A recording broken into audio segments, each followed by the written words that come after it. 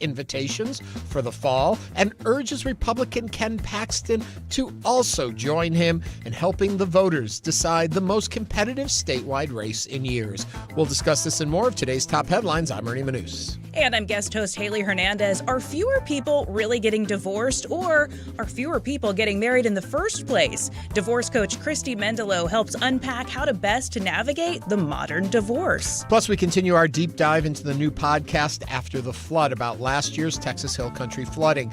And as always, we want to hear from you. Give us a call or text us at 713-440-8870 or email us at talk@hellohouston.org.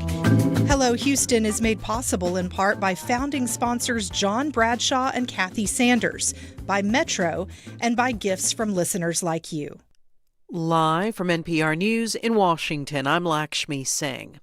President Trump asserts voting systems are vulnerable to tampering and declassified documents that he says supports his claims.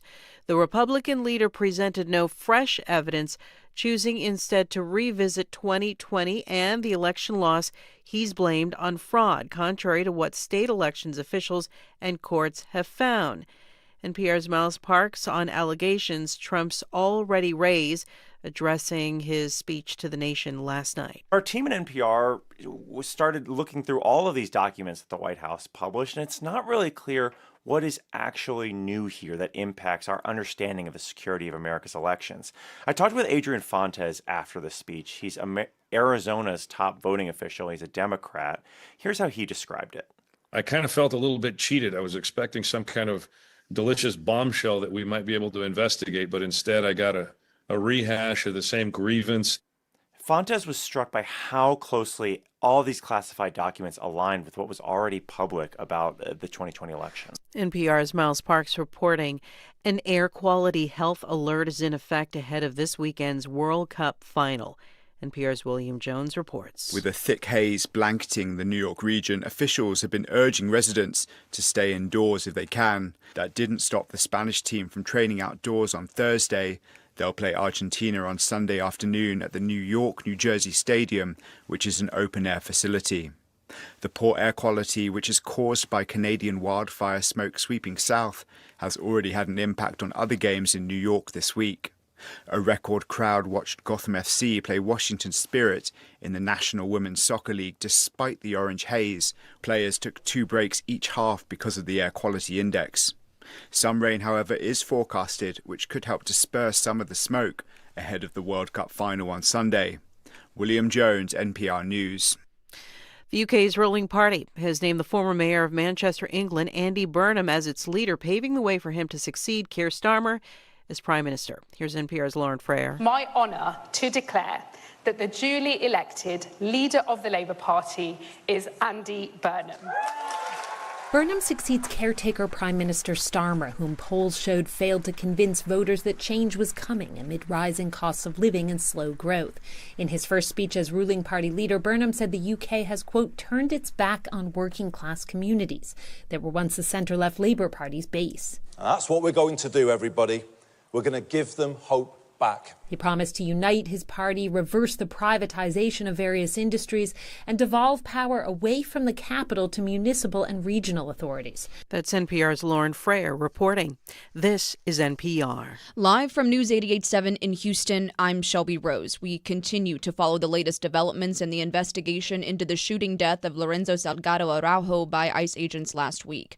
For the first time, we're hearing from Aaron Reitz. He's the U.S. Attorney for the Southern District of Texas about what he says happened. Preliminary information indicates the driver shifted the van into reverse, then forward again, while an officer was partially inside the van or immediately next to it.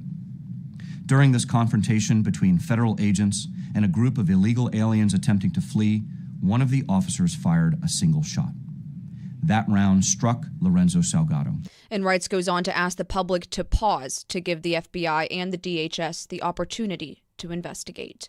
Meanwhile, a crystal-like substance found in the van of Salgado Araujo is likely a homemade electrolyte mix, according to immigration attorney Ruby Powers. News 88.7's Bianca Seward reports this comes after the federal government made a different claim. More than a week after his death at the hands of a federal immigration agent, the FBI filed a search warrant for the van and said the substance appeared to be methamphetamine. In photos included in the warrant, 5 small bags can be seen, 3 on the dashboard and 2 that appear to be on the floor of the vehicle. Powers, who is representing Salgado Araujo's brother, says the family believes it's a mix of salt, lemon, and water used by outdoor workers in extreme heat. The family says Salgado Araujo, his brother, and 2 other passengers were on their way to work at a construction site in North Houston the morning of the shooting. Powers is asking for the substance to be tested immediately. The warrant is the first public mention of drugs or drug-related material in the case made by federal officials. I'm Bianca Seward, News 88.7. And in the Texas Hill Country, crews conducted more than 230 high water rescues after devastating flooding this week, but only 2 deaths have been reported. That's credited to the warning siren set up along the Guadalupe River, which Governor Abbott says did go off. However, the damage could still rival last year's 4th of July floods in the area, and because of that, Ag Commissioner Sid Miller has declared an agricultural emergency, which is to help farmers and ranchers in 59 counties. I'm Shelby Rose, News 88.7.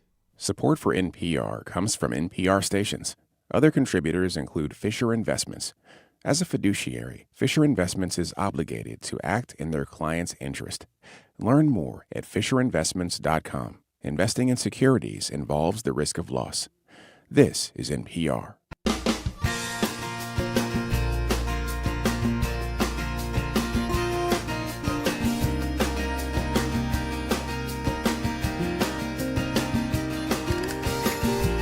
Live from Houston Public Media and News 88.7, it's Hello Houston, an open forum on today's biggest stories affecting Houston and beyond. Call now, 713-440-8870, or let us know your thoughts on today's topics by emailing us at talk@hellohouston.org. And now, Hello Houston. Hello there, Houston. Ernie Manouse with you. We finally made it to Friday. It seems like it's been a pretty long week, but we've made it to the weekend. But I didn't make it alone. All of you made it with me, and my special guest co-host today is Haley Hernandez. Hello, Haley. Hi, Ernie. How's it going? It's going great knowing you're here with me. That is so nice. You say that to everybody, though. I don't say that to everybody. I mean it for a lot. We've been very fortunate. We've had some wonderful people sit in the guest host chair, and we have yet to have somebody not wonderful. And so I've enjoyed all of this that I get to do it. And today I get to do it with you. Cool, yeah. For people who are familiar with your name but might not know where to place it, fill them in. So I am Haley Hernandez, and people are probably most likely going to recognize me as the health reporter from KPRC Channel 2. I was there for 12-ish years before I left just this last April. So I've only been out of the news for a few months. Most people remember me from medical reporting, but of course, I was a journalist at heart, and I chased lots of breaking news. Before COVID, everybody recognized me from all my work during Harvey. And so, I've been on Houston airwaves for a long time. When you talk about Harvey and you see stories like what's been developing this week in I guess it's East Texas. I'm trying to figure out what the region they're calling it. Well, the flooding that's been happening in the Hill Country and all of that. What does that bring back for you? Well, I mean, I was a TV anchor last 4th of July when we had to break into we had to break into programming and explain what was happening. This was before we knew what was going on at Camp Mystic.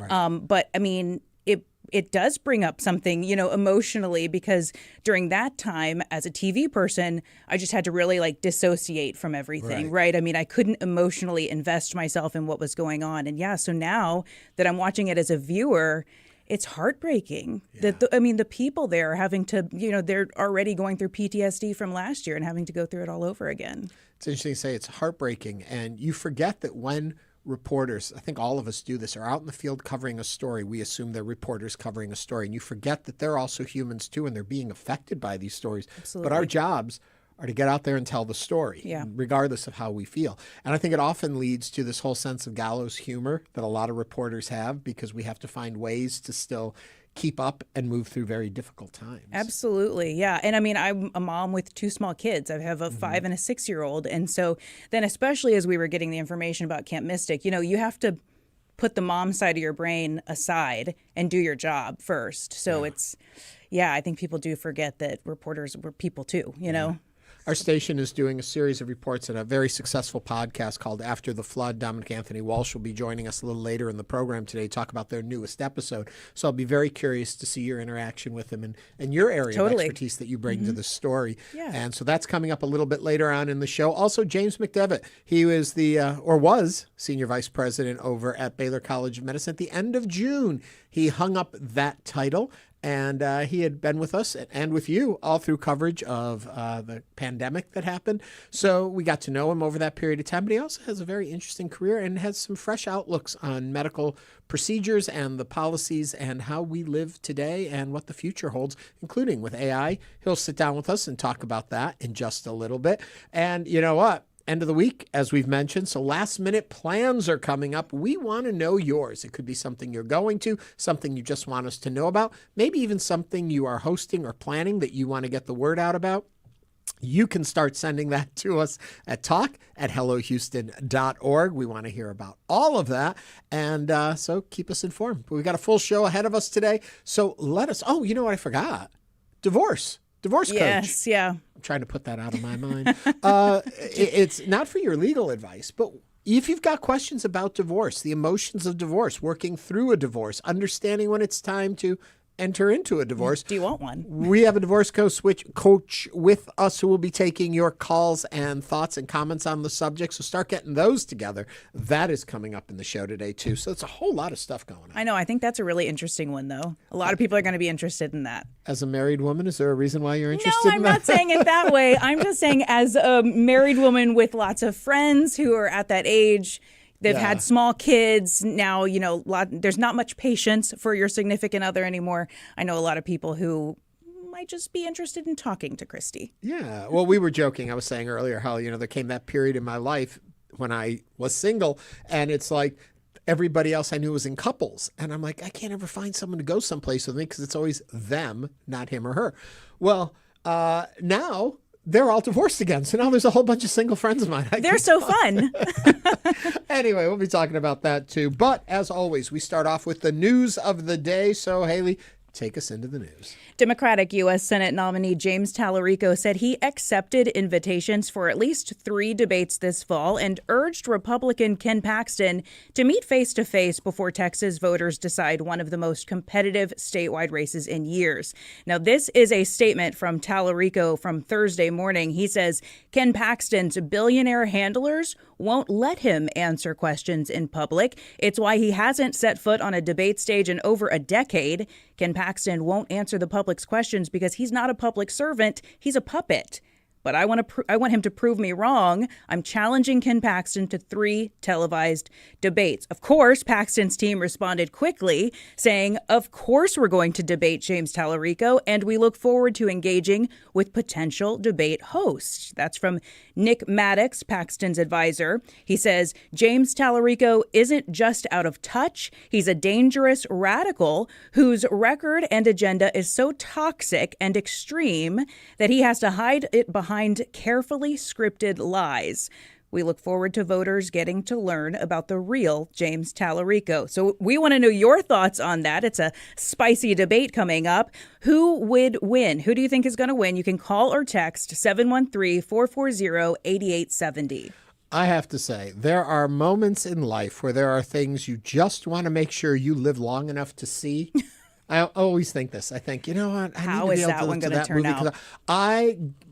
Please, dear Lord, let me live long enough to see those debates. This is going to be must-see TV for me. Same. I want to know, what are they going to say to each other? Well, they're just so extremely different in style and presentation and even concepts and ideals, and it would just be fascinating to watch these two. And also, I'm very curious how you behave against each other. Yeah. Because we have had James Talarico on the show a number of times. We have sent a number of invitations out to Ken Paxton to join us on the show. So far, he has been unable to visit us.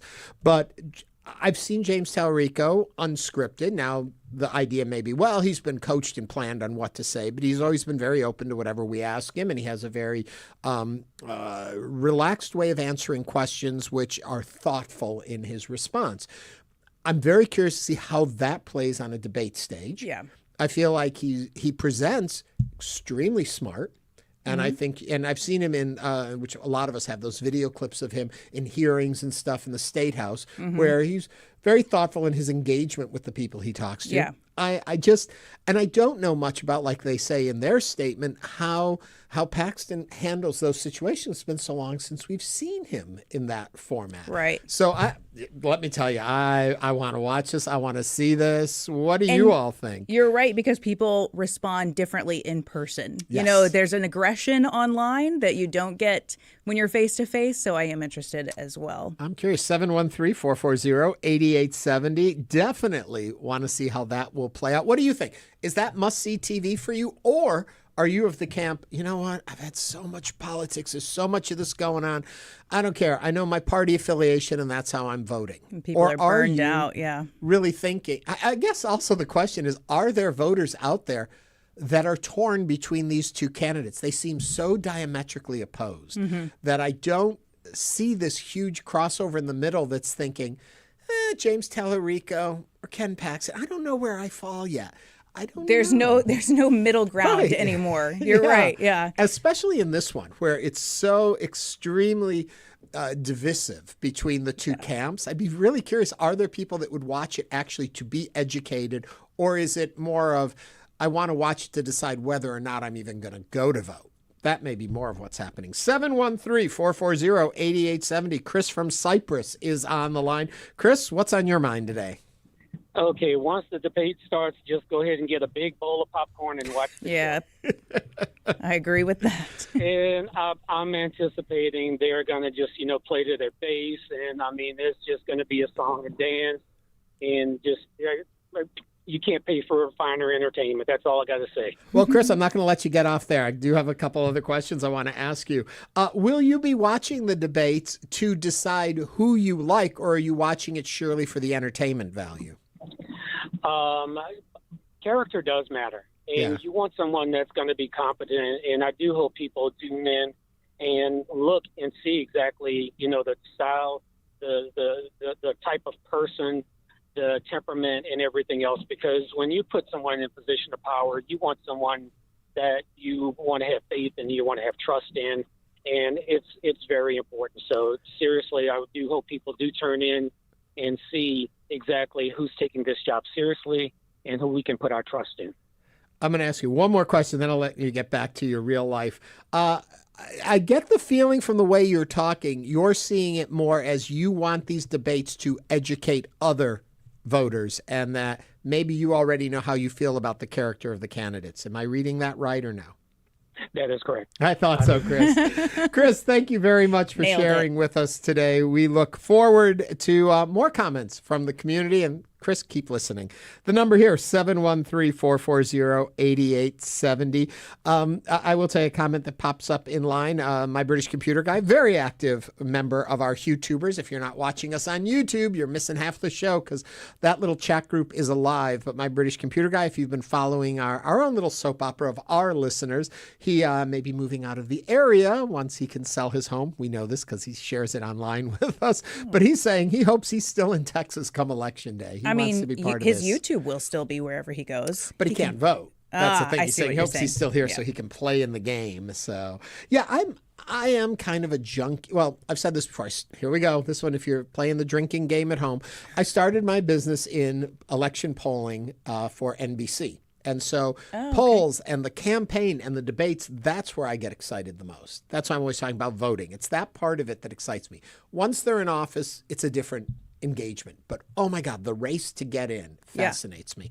And so any debates, I've been known, I'll get on YouTube and find a debate in another county, another state, another place, just to watch another debate. I love debates. Oh my God, I'm a debate junkie. It's so weird. Other states? Yes. Things that don't apply to you? Oh, yeah. Oh, now I'll watch, the stuff going on in California. Couldn't get enough of those debates. Okay. The New York City debates. Yeah, okay. That one, that I wouldn't say doesn't necessarily apply to us. I mean, they kind of like lead the rest of the country with a lot of trends, but...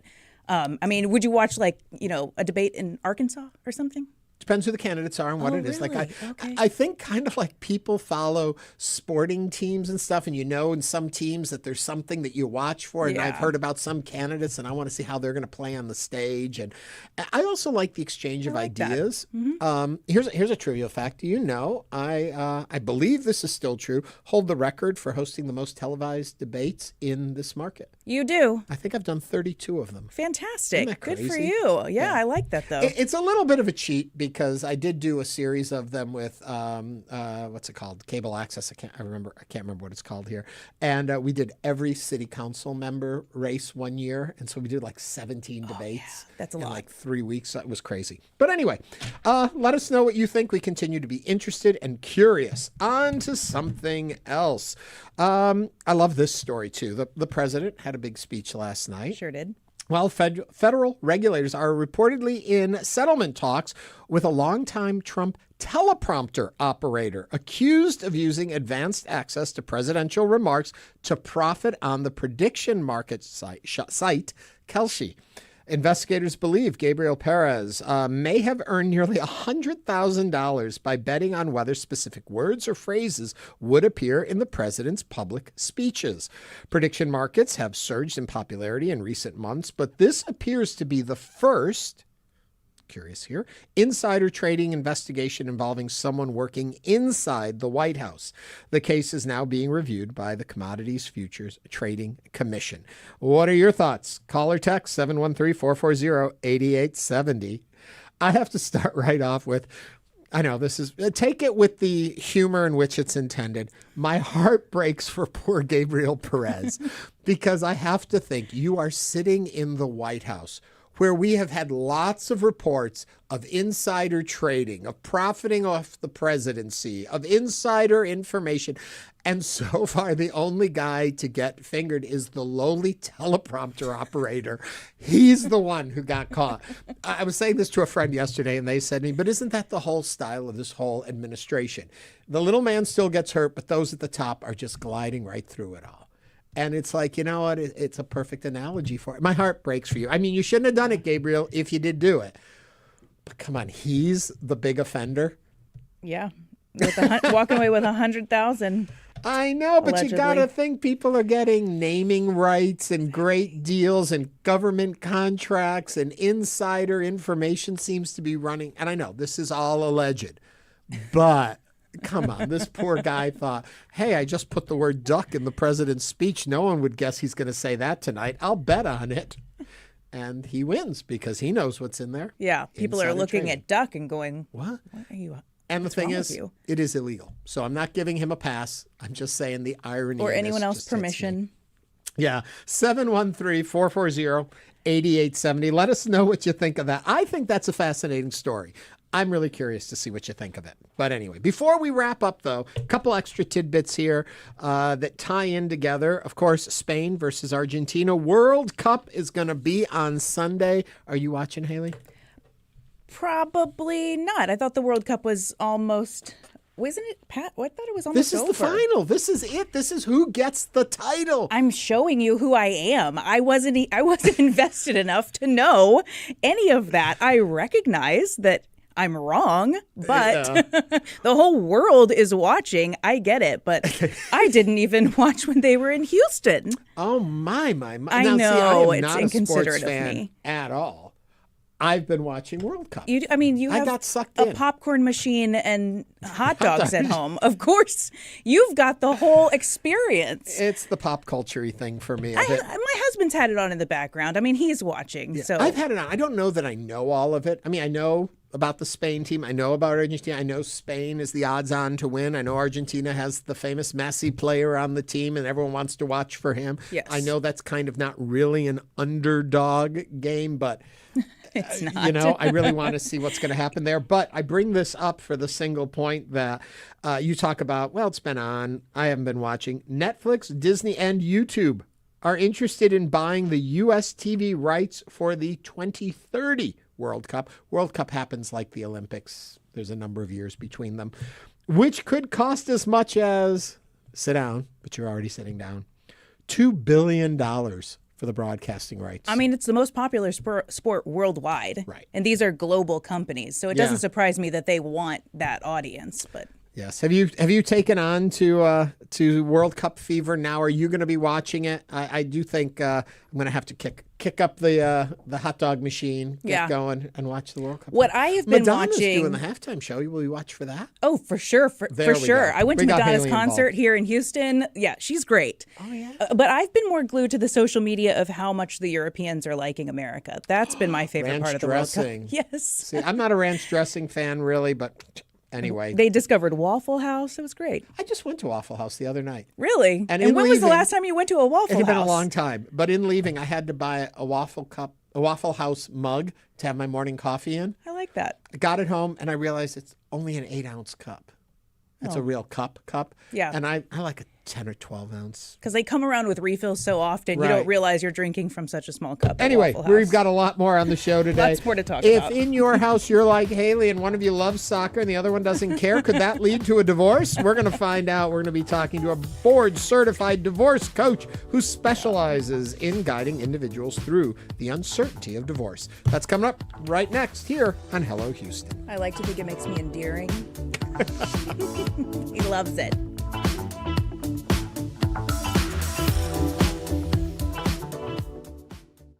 The next moment Houston needs answers. Meet Tio Choco. We just took his keys for the day and gave him a Ride Metro fare card. This is his story. Visit ridemetro.org/Choco to find out where is Choco. Resiliency Fund goal. Now $650,000 remain. Your gift helps us stay ready for what comes next. Give now at houstonpublicmedia.org/donate. PBS drama on HPM+. The twists you didn't see coming. The characters you can't stop thinking about. HPM Plus puts your favorite PBS series on demand, so you never have to miss a moment. Catch up on past seasons with Passport, or stream live whenever the mood strikes. All your favorite shows. Search HPM Plus on your smart and connected TVs. The next chapter is waiting. On HPM Plus. On the podcast After the Flood from the Texas Newsroom and PBS's Frontline, we meet people who survived last year's floods in the Hill Country and those who lost loved ones, and we try to answer the questions they still have.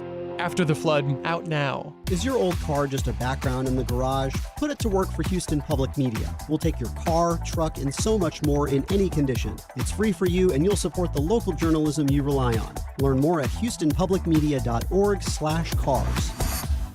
Support for Houston Public Media comes from listeners like you and from Baylor College of Medicine. With over 125 years of innovation behind it, Baylor has driven progress in health and medicine through research, education, and care that push the frontiers of modern science. Support for Houston Public Media comes from listeners like you and from St. Arnold Brewing Company, a place for corporate events on tap, meeting rooms, AV equipment, and full catering available. More at starnold.com.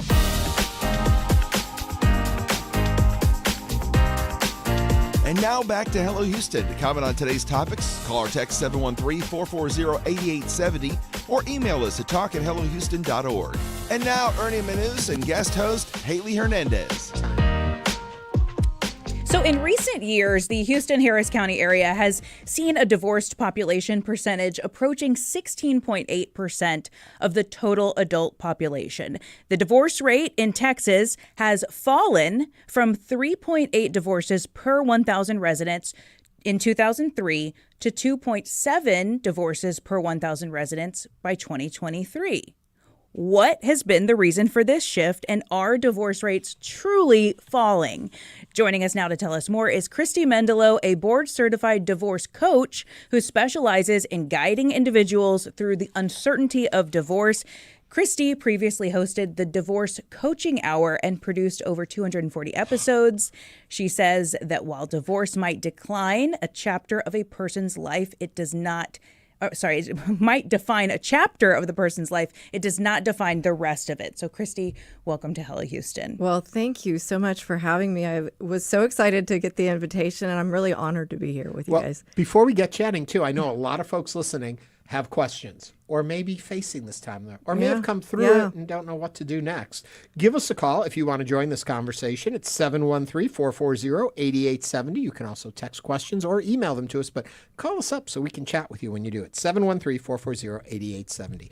Hearing those divorce numbers, those divorce rates, and I know that there's coming out of statistical background and all that stuff. It's also how many people are getting married to see how many people are getting divorced, and that can shift it.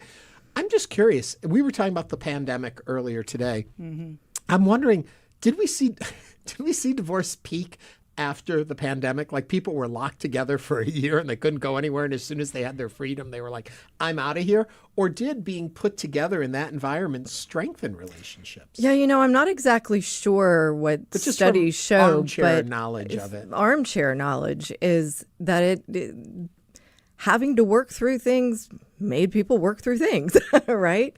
And so I heard stories of that, absolutely. Of it helping bring people together? Yeah, they were forced to work through it versus I used to kind of say they could just bebop on down to the attorney's office and get a divorce, which is not exactly what you do.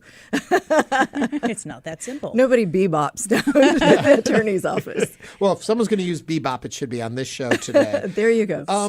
So then I would take from that, maybe your advice would be at the starting point. If there are issues in a relationship, come together and try and work on them first. Absolutely. I heard it said once by a pastor that actually staying in a marriage is easier than going through divorce. And having gone through divorce, I would tend to agree. Yeah, your lives are completely intertwined. Yeah. I think we think, okay, I can just, as I said, bebop on down to the attorney's office, sign a few papers, and I'm done with it. But there is emotional turmoil and ramifications, not only prior to, through, but far beyond the process. I mean, especially if you have children. The children don't go away, and you still have to learn to work together. So why not learn to work together now to preserve that union, if anything, for the children? So is that what a divorce coach does? I mean, you're not legally advising them what to do. Is it more like couples therapy? No, it's not therapy at all. So if you think about it like this, an attorney is in the lane of the law, right?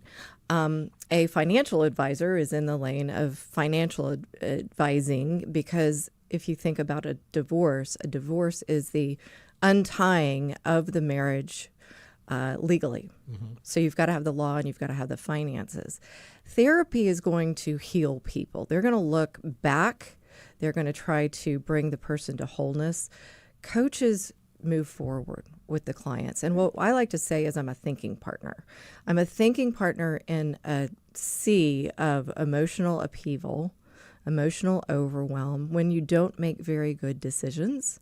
And so whether you're facing divorce in the middle of it or moving through it, a divorce coach can walk with you through the process. Do you change your approach in regard to how long the couple has been together? If it's been a couple that's been together 2 or 3 years and they're looking at getting a divorce, do you think the guidance you would give in moving through it would be different than someone who's been together 30 or 40 years? No. And here's why. Because if you look at the profession of coaching itself, is we meet the client where they are, right? We're not advice givers, and we necessarily don't guide. So what we're highly skilled in is listening and asking thoughtful questions to draw out what matters most to the person. So whether they're, what's called a gray divorce, and more of your seniors moving forward and grappling with, who sees the grandkids, to, a newlywed, I'm going to still come in a confidential manner to where that person is, listen to what they're dealing with, ask questions to help them thoughtfully process and make wiser decisions. Haley and I have been together. We've been married 15 years. It's just not working. We're fighting all the time, and now we've decided divorce is the only way for us to move forward in life. We come to you, and you now are looking forward with us. Are you helping us understand what we're heading into? Well, the key is I'm typically working with one person. Oh, Haley, you have to stay home. Oh, okay. She's just working with me I now. did think it was the couple coming to you. Yeah. Okay. Yeah. Okay, so you're talking to me now. Yeah. So what are you talking to me about? Well, first and foremost, I'm letting you know that you're in a confidential, safe space and no judgment zone here, right? And so what's on your heart and mind? And I would ask you, so how are you coming to the session today, Ernie? Okay. And I'm upset. I'm frustrated.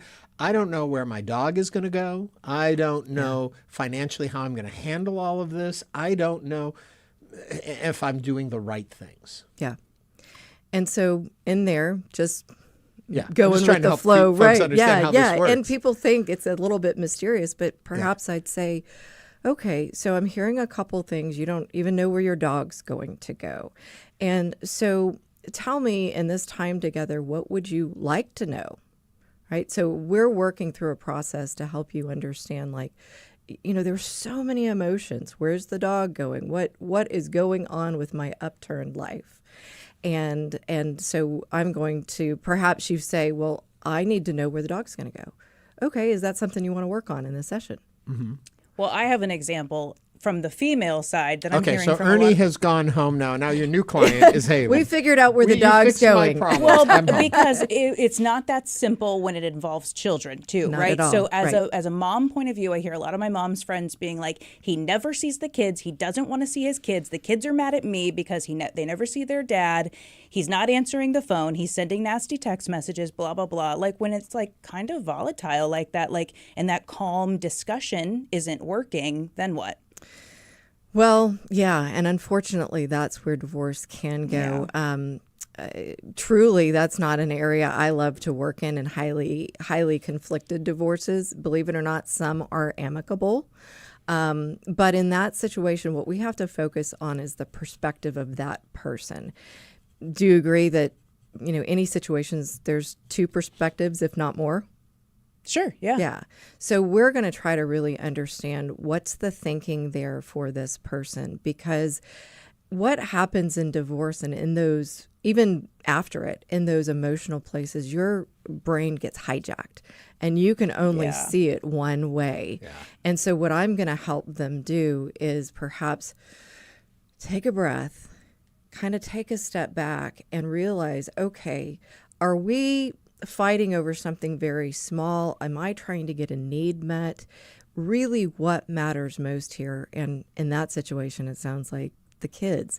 And oftentimes when we put children or something beyond us before the conflict of divorce, then in fact, we can move out of that emotion and we're actually serving our children in the very best way. Does that make sense? Mm-hmm. You made reference to an amicable divorce, and it made me think, and I'm curious from your experience and what you've seen, the difference between what leads to an amicable divorce and a contentious divorce. And can a contentious divorce become amicable, or once those dies have been cast? Yeah, believe it or not, I think first and foremost, it's helping understand the reality of your situation.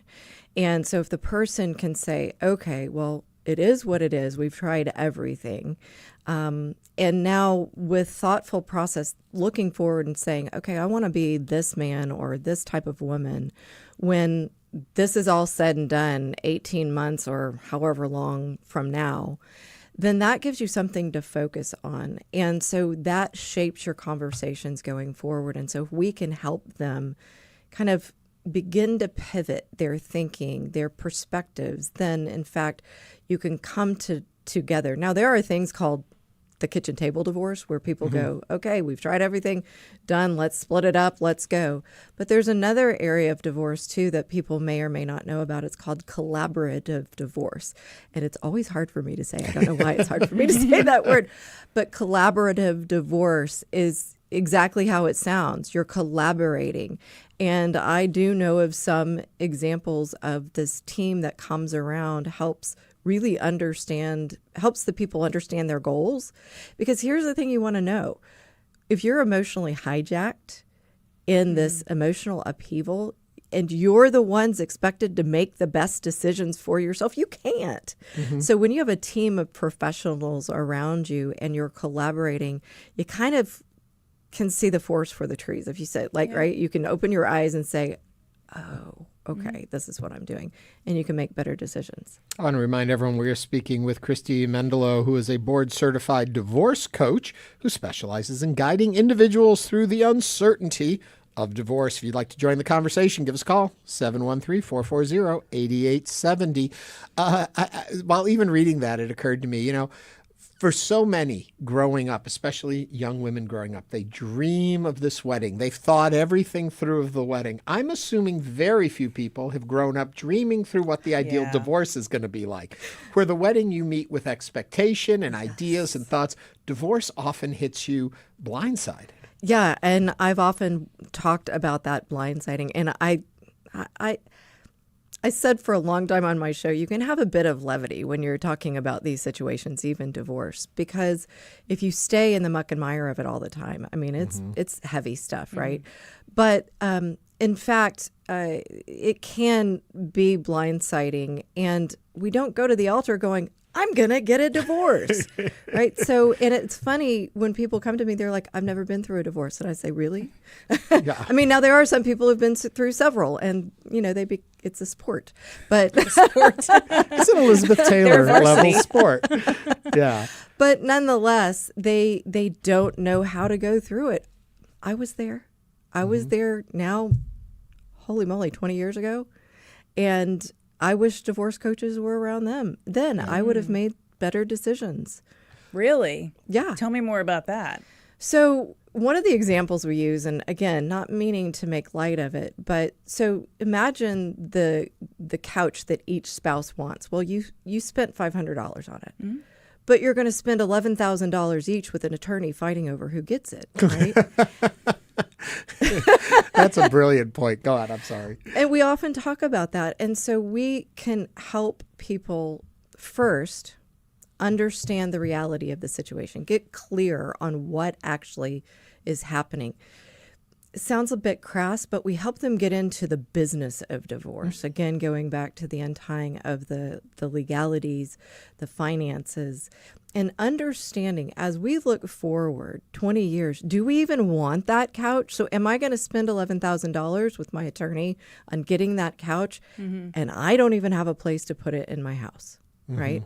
So in that, there's all sorts of things, and I won't go into my personal story, but there were things that perhaps if I had had a sounding board. Now, I don't know the law back and forth. I'm not an attorney. One of the questions I ask most often to my clients, what did your attorney say about that? Did you ask your attorney? Well, oftentimes clients are perhaps, they don't even begin to know what to ask a client. So we can go through the dog situation and say, okay, so what is it that you want? What is it that you want to know? And then you prepare those questions. You go to an attorney. If you don't have someone to help you process that, perhaps then you're going to an attorney and you're trying to move through this, what is going to happen to my dog situation? Mm-hmm. And all the while the ching, the dollar signs are going up because often attorneys are, they charge more per hour than a divorce coach. Do you find that a lot of folks who come in for your help and services were blindsided by the divorce?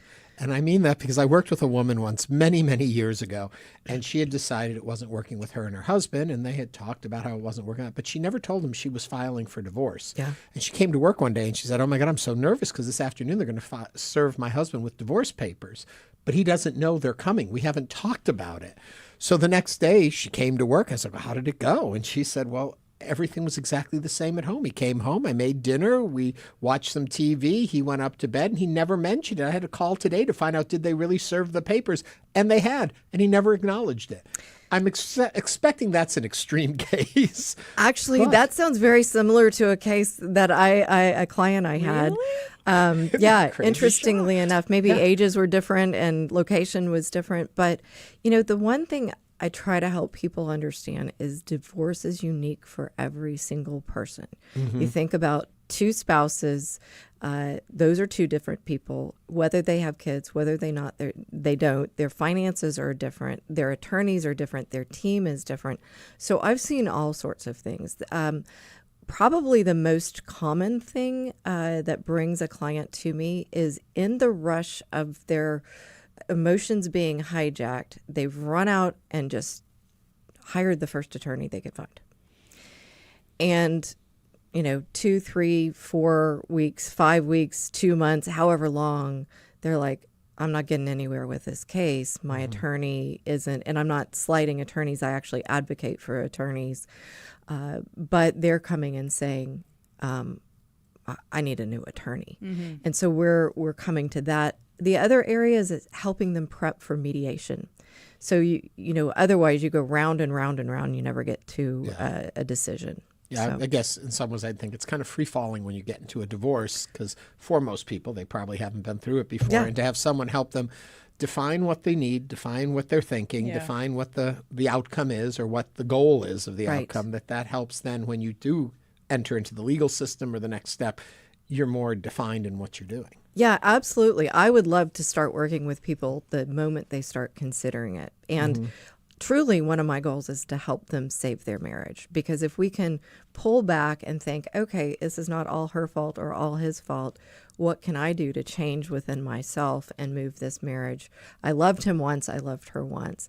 But absolutely help people think through and find clarity so they can make the wisest decisions. Has that ever happened? Somebody changes their mind about divorce after they talk to you? I recall one client, yes. Okay. So I'm far. sure I think as emotions are high, I think in today's disposable society, we always think it's not working, get rid of it. Right. And oftentimes you need to take that moment where we started the conversation about being trapped together during the pandemic. If you take the moment to try and work through things. Now, I do that with the caveat that there are situations where you should not remain in that situation. And if it's unsafe for you or your child or whomever, you must remove yourself of from course. it. Don't ever think that we're advocating for staying in a difficult situation. But Absolutely. I'm a Christian coach. Christians get divorced. So if it's necessary, if people are not safe, then we probably have to get some other people involved as well. Yeah. All right. Christy, thank you so much for coming in and sharing with us This has been so fun. Christy Mendelow is a board-certified divorce coach who specializes in guiding individuals through the uncertainty of divorce. We're going to take a break, and when we come back, the newest episode of After the Flood podcast has dropped. We're going to have the creators of that podcast right here with us. Stay with Hello Houston as we continue.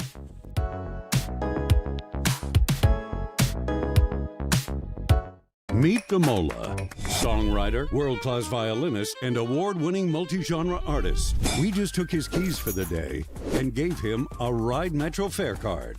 Visit ridemetro.org/Damola to learn more about his ride.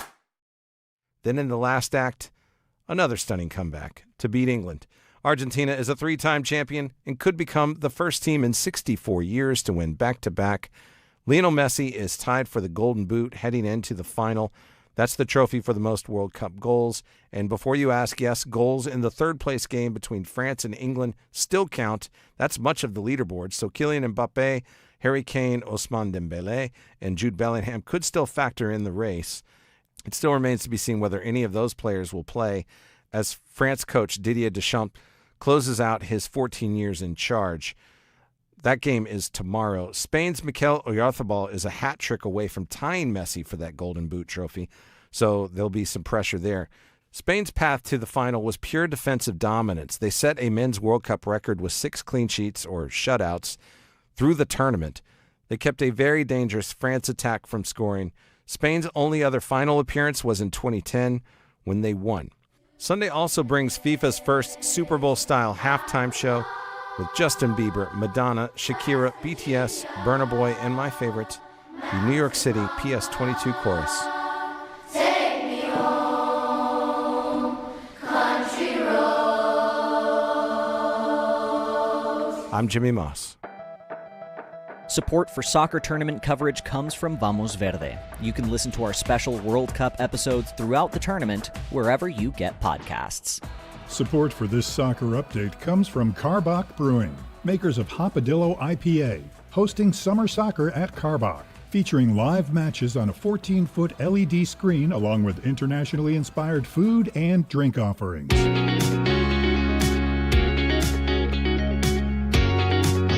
And now back to Hello Houston. To comment on today's topics, call or text 713-440-8870 or email us at talk@hellohouston.org. And now, Ernie Manouse and guest host Haley Hernandez. For the past few weeks, we've been talking about the Houston Public Media podcast with the reporters that have done it of After the Flood, a new 5-part podcast series which takes a deep and intimate look at the deadly floods that devastated the Texas Hill Country last year. This week, we're discussing the 4th episode of the series, which delves into the major flood that hit the community of Sandy Creek a day after the deadly floods in Kerr County that resulted in the death of 9 people. To tell us more about this newest episode, we are joined again by Houston Public Media reporter Dominic Anthony Walsh. Hello, Dominic. Hey, Ernie.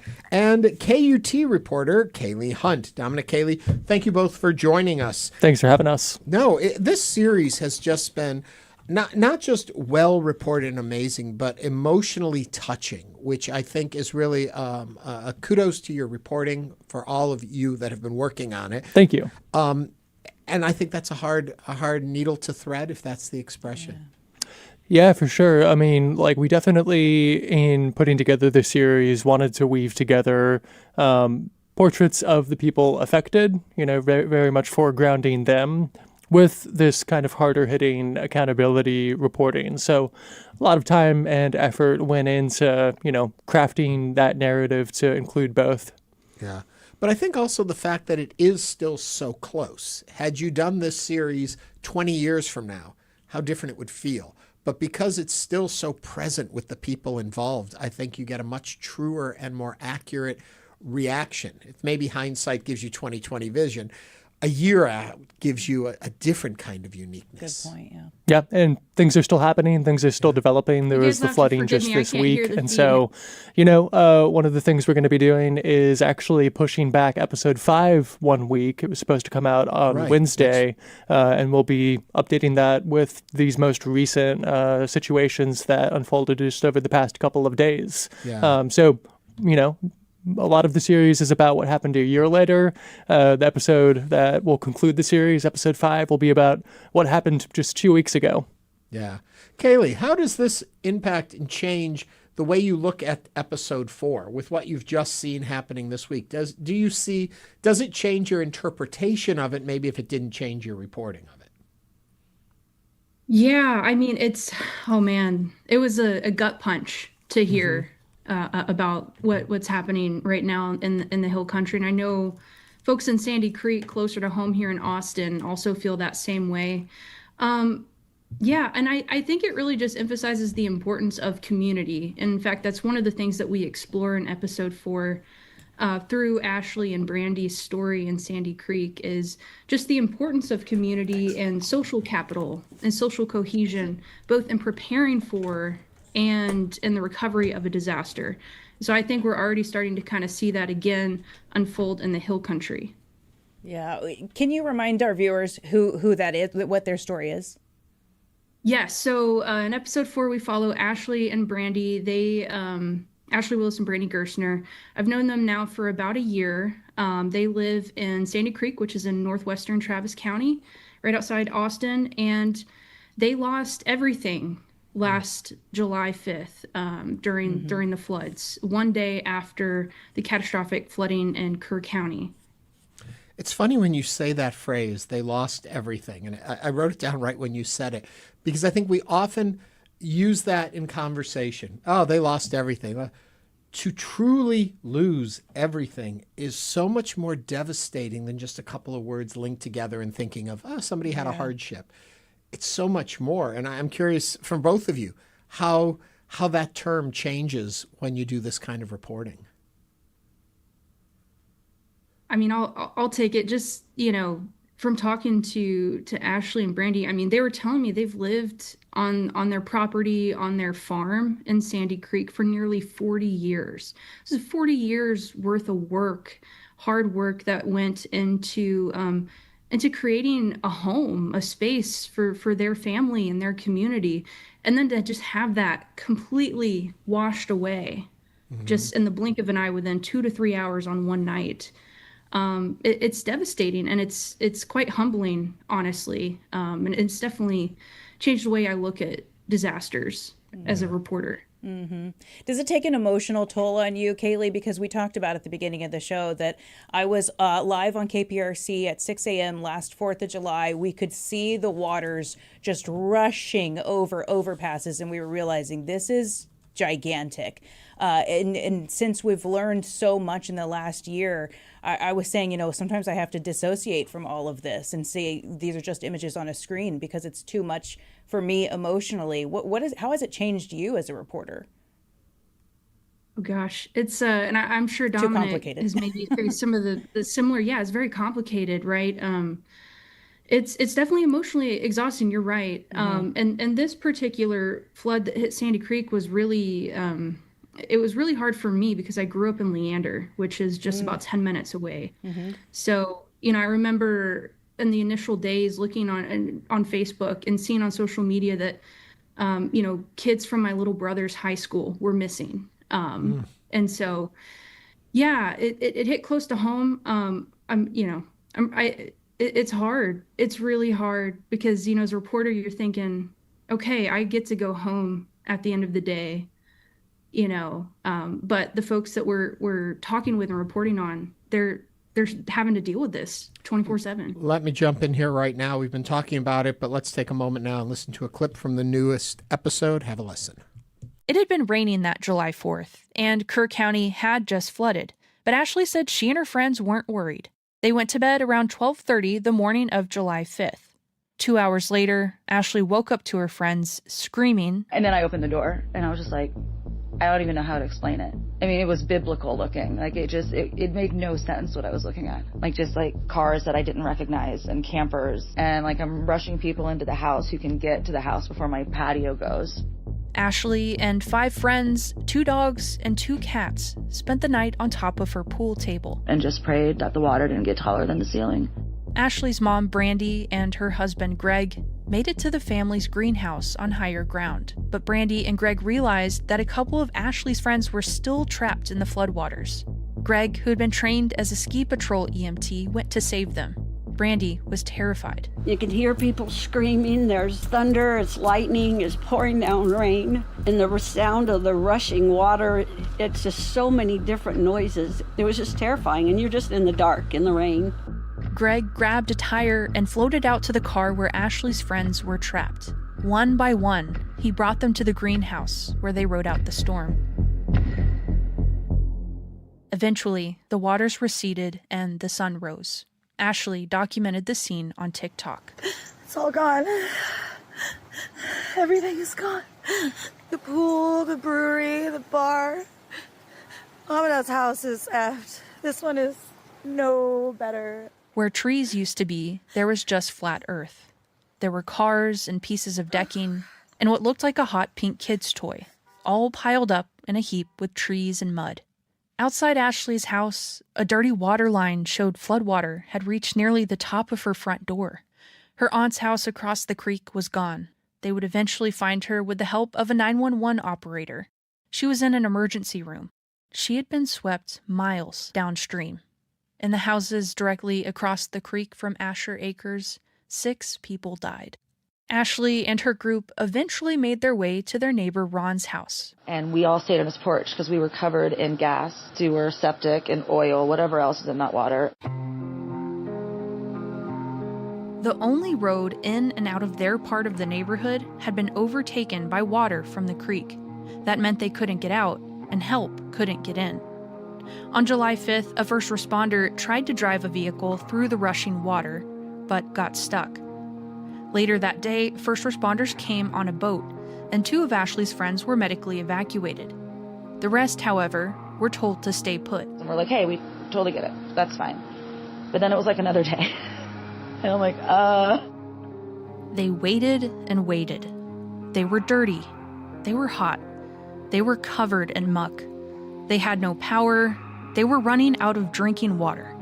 They said they called 911 multiple times. But still, nobody came. Here's Brandy. And still having heard the night before all about Kerrville, and it was just loud on the news, and everybody heard it, and I'm thinking, well, surely somebody's going to be here for us. But there wasn't. There was no one. You were just listening to the fourth episode of the podcast After the Flood. It's available right now on all major platforms for podcasts. Dominic Cayley, thank you so much for the excellent work on this episode and the entire series. Thanks, you. Ernie. The final episode will be released very soon. Keep watching for it, but catch up on all the episodes right now wherever you get your podcasts. We're going to take a quick break. When we come back, more of today's top headlines, an installment from my series InnerViews, and we're going to share our last-minute plans with you. All that and more coming up in the second hour of Hello Houston.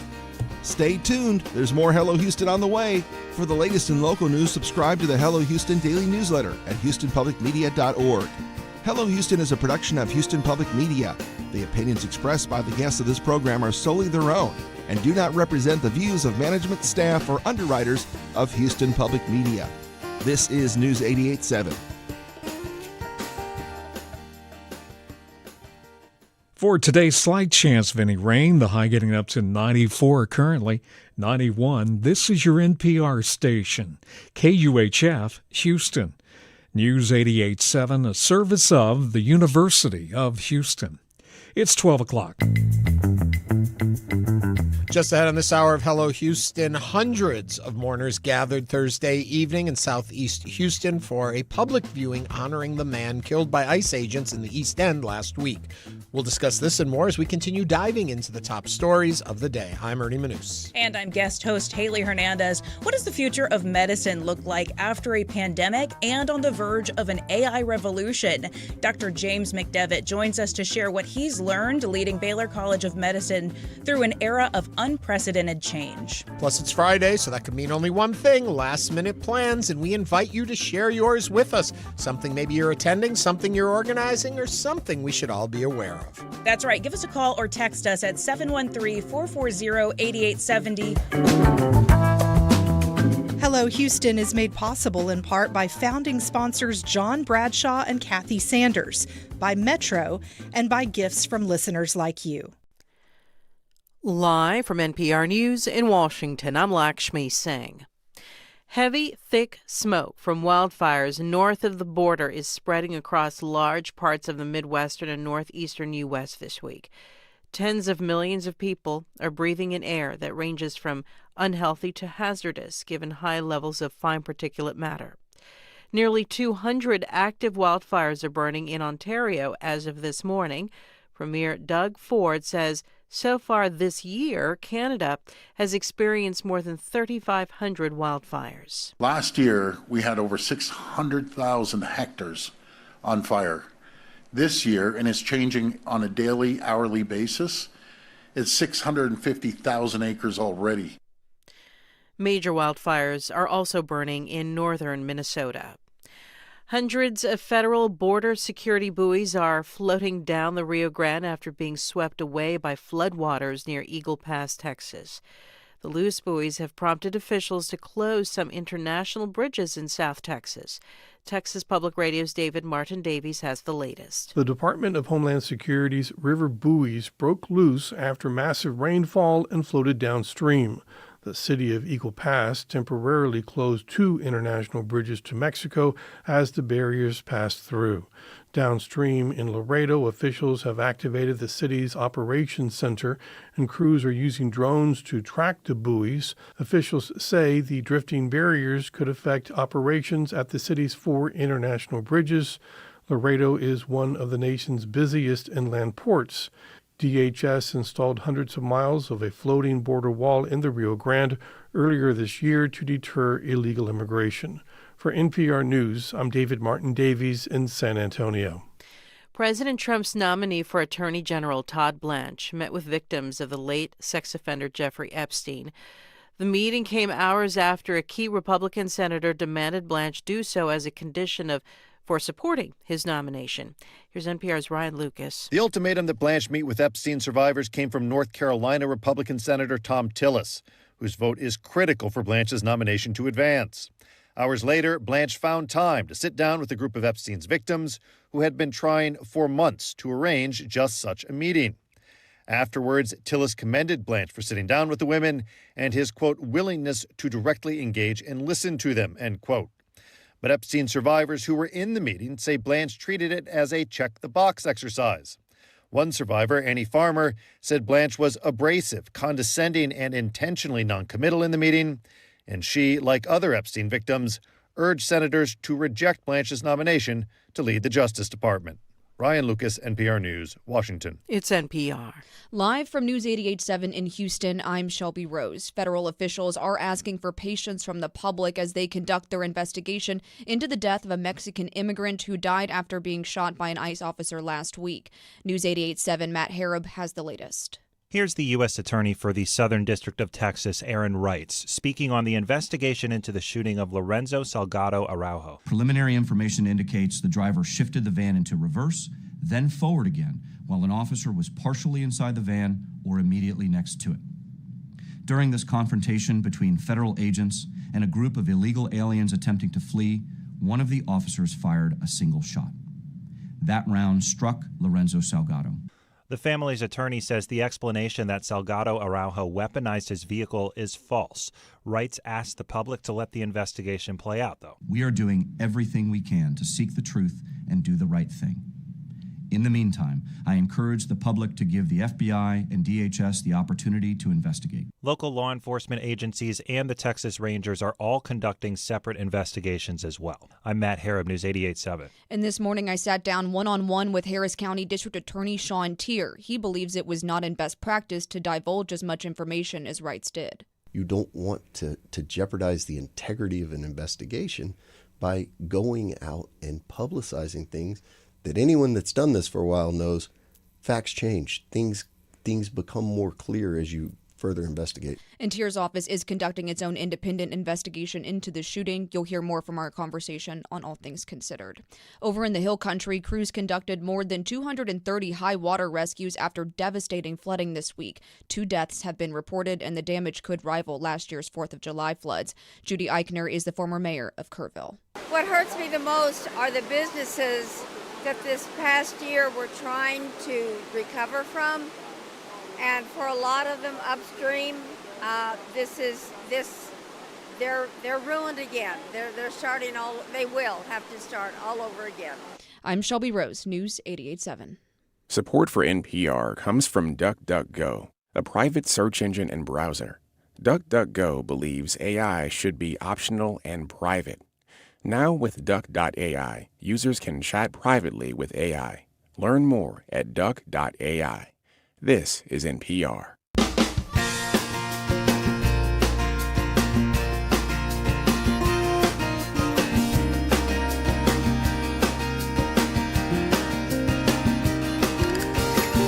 Live from Houston Public Media and News 88.7, it's Hello Houston, an open forum on today's biggest stories affecting Houston and beyond. Call now, 713-440-8870, or let us know your thoughts on today's topics by emailing us at talk@hellohouston.org. And now, Hello Houston with Ernie Manouse. And not just Ernie Manouse. I am thrilled to have Haley Hernandez sitting in with me today. Thank Having you. fun? Yes, it's been a great time. I will say it's interesting, the last segment we just did talking about after the flood and what happened in the Texas Hill Country, and that you actually reported on it. We're in the newsroom when the story was breaking a year ago. Yeah, so I was a morning anchor for KPRC, and we were on the air at, I think it was 6 or 7 a.m. I can't remember when we started getting the live feed, and we could see the water from the river just rushing.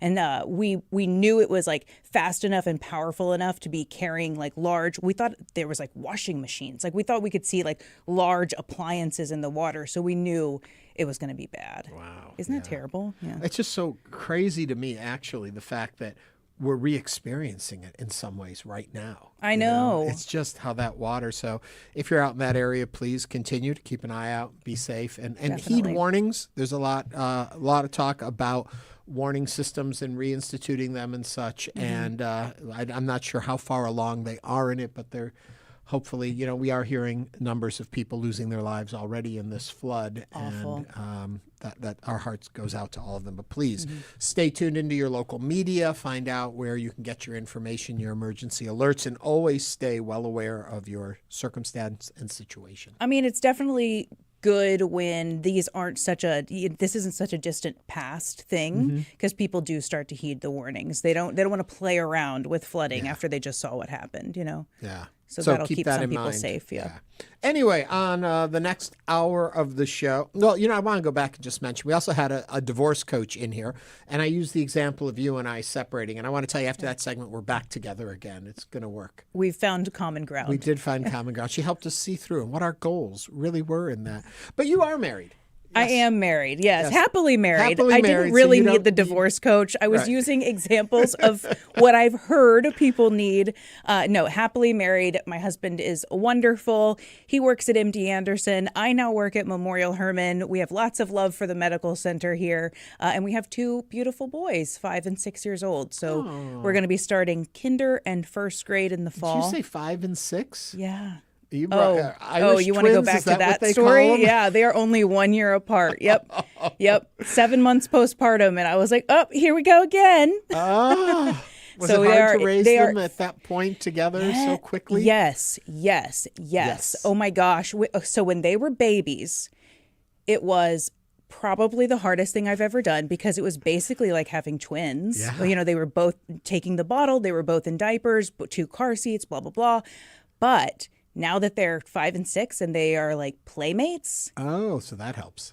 My reward for those years that have passed, because they are like best friends now. And I mean, I feel bad to say it, but they fight over like toys, but they do not they are best friends. They are very close. Hold on to that as long as you can. I'm going to try. to foster that forever. I had a friend who did the total opposite of that, is that they were so calculated, he and his wife, that they had one child and they waited 5 years to have the second child because they didn't want to have them both in college at the same time. I think that's thinking ahead. That is a financially smart person, and I was not that person. Yeah, you're going to have 2020. some fun in a few years. But Yeah. anyway, speaking about the medical center, James McDeavitt, who was a dear friend of our show during the pandemic and came on Hello Houston, or I can't remember the name of it, Town Square.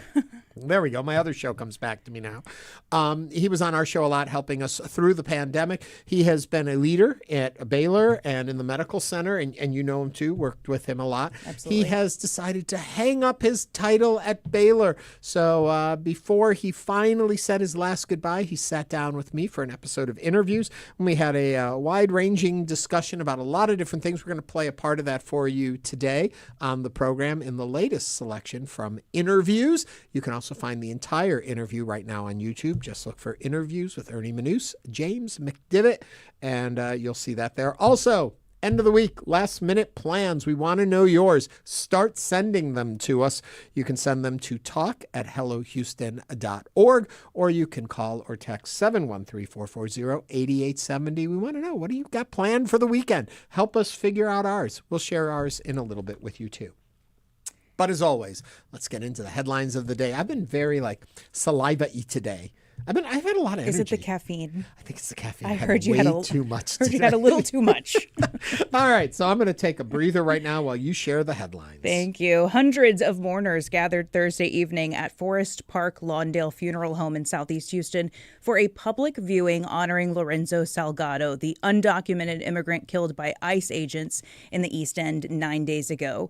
The funeral home, located a short distance from where Salgado was shot by ICE agents last week, saw a steady stream of visitors who came to support his family, even if they had never met him. Funeral services will be private, but people lined up outside the funeral home well before this viewing began, waiting for the opportunity to pay their respects. The line stretched around the building throughout the day, and the turnout was so large that many visitors had to park along nearby streets after the funeral home's parking lot had filled up. Meanwhile, the attorney for the brother of Lorenzo Salgado says there were no drugs in the van that his brother was driving before he was killed by Immigration and Customs Enforcement agents. An FBI search warrant made public on Thursday indicated that agents saw plastic bags containing what appeared to be meth. Ruby L. Powers, the attorney for Salgado's brother, who was in the van when the agent killed him, and who was subsequently detained by ICE, said that the powder is a homemade electrolyte mix that the construction crew used to stay hydrated while working outside in the grueling Texas heat. This is one that I know a lot of people have strong opinions on, so please call us or text us at 713-440-8870 to tell us your thoughts. Yeah, first of all, our hearts and prayers go out to the family of Salgado Araujo, and our concern for, I don't know if it's swift justice. I think we're simply at the point where we want to know what actually happened, for the facts of the situation, and that leaks and subjugation, if that's not the right word, assumptions are not what's needed in a moment like this to release a picture of something and indicate it might be something. We were talking in the newsroom about this. So many people don't follow a story through. Mm-hmm. And you think 5 years from now, when this topic comes up, someone's going to say, oh, yeah, wasn't that the van that had drugs in it? Because they don't hear the rest of the story. They hear the original suggestion of something. And very quickly, the family came out to say, no, that this is what we believe the substance to be. And if you have worked out in the fields, if you have been out in the heat, if you have worked on a construction site, do you know about this electrolyte mix that we're talking about? Some people said it was salt that construction workers and outdoor workers use. Is that what it looks like? Have you encountered it? And is it common practice there? It seems, as we joked about yesterday on the show, having no background in understanding drug usage, if you had bags of meth or cocaine, you wouldn't have them displayed on your dashboard, and especially if two men came running up to your vehicle and in a somewhat threatening manner, the first thing you would do is move those, I would think.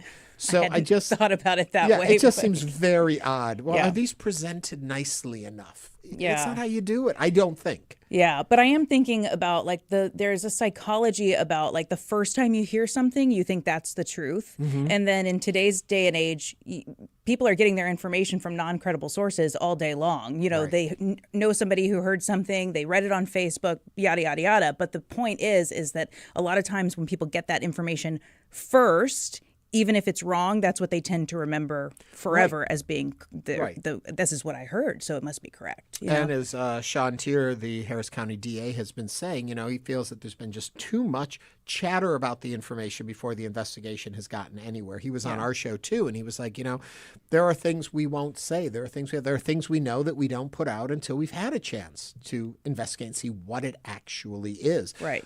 Somebody else was talking about the fact that they watch the TV show Cops, and they say, aren't there kits to be able to test things immediately to know what they are in the field, and that you don't have a long wait to find out if this was meth or not. So if in fact they had access to it and they saw it and they're making an assumption about what it is, why not just test it in the moment and know what it is, I mean, that goes back to, our ICE agents.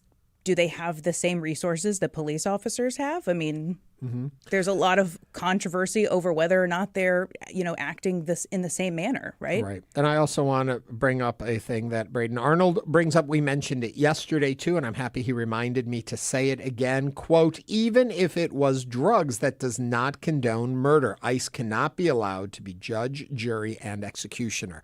Thank you for reminding us of that. And the other point of that is, though, you put out a story about it potentially being drugs, even if you don't think it is, or we don't know it is, and it shifts that topic. Now, all of a sudden, you see Lorenzo as, was he a drug addict? Was he a drug dealer? Were they taking drugs?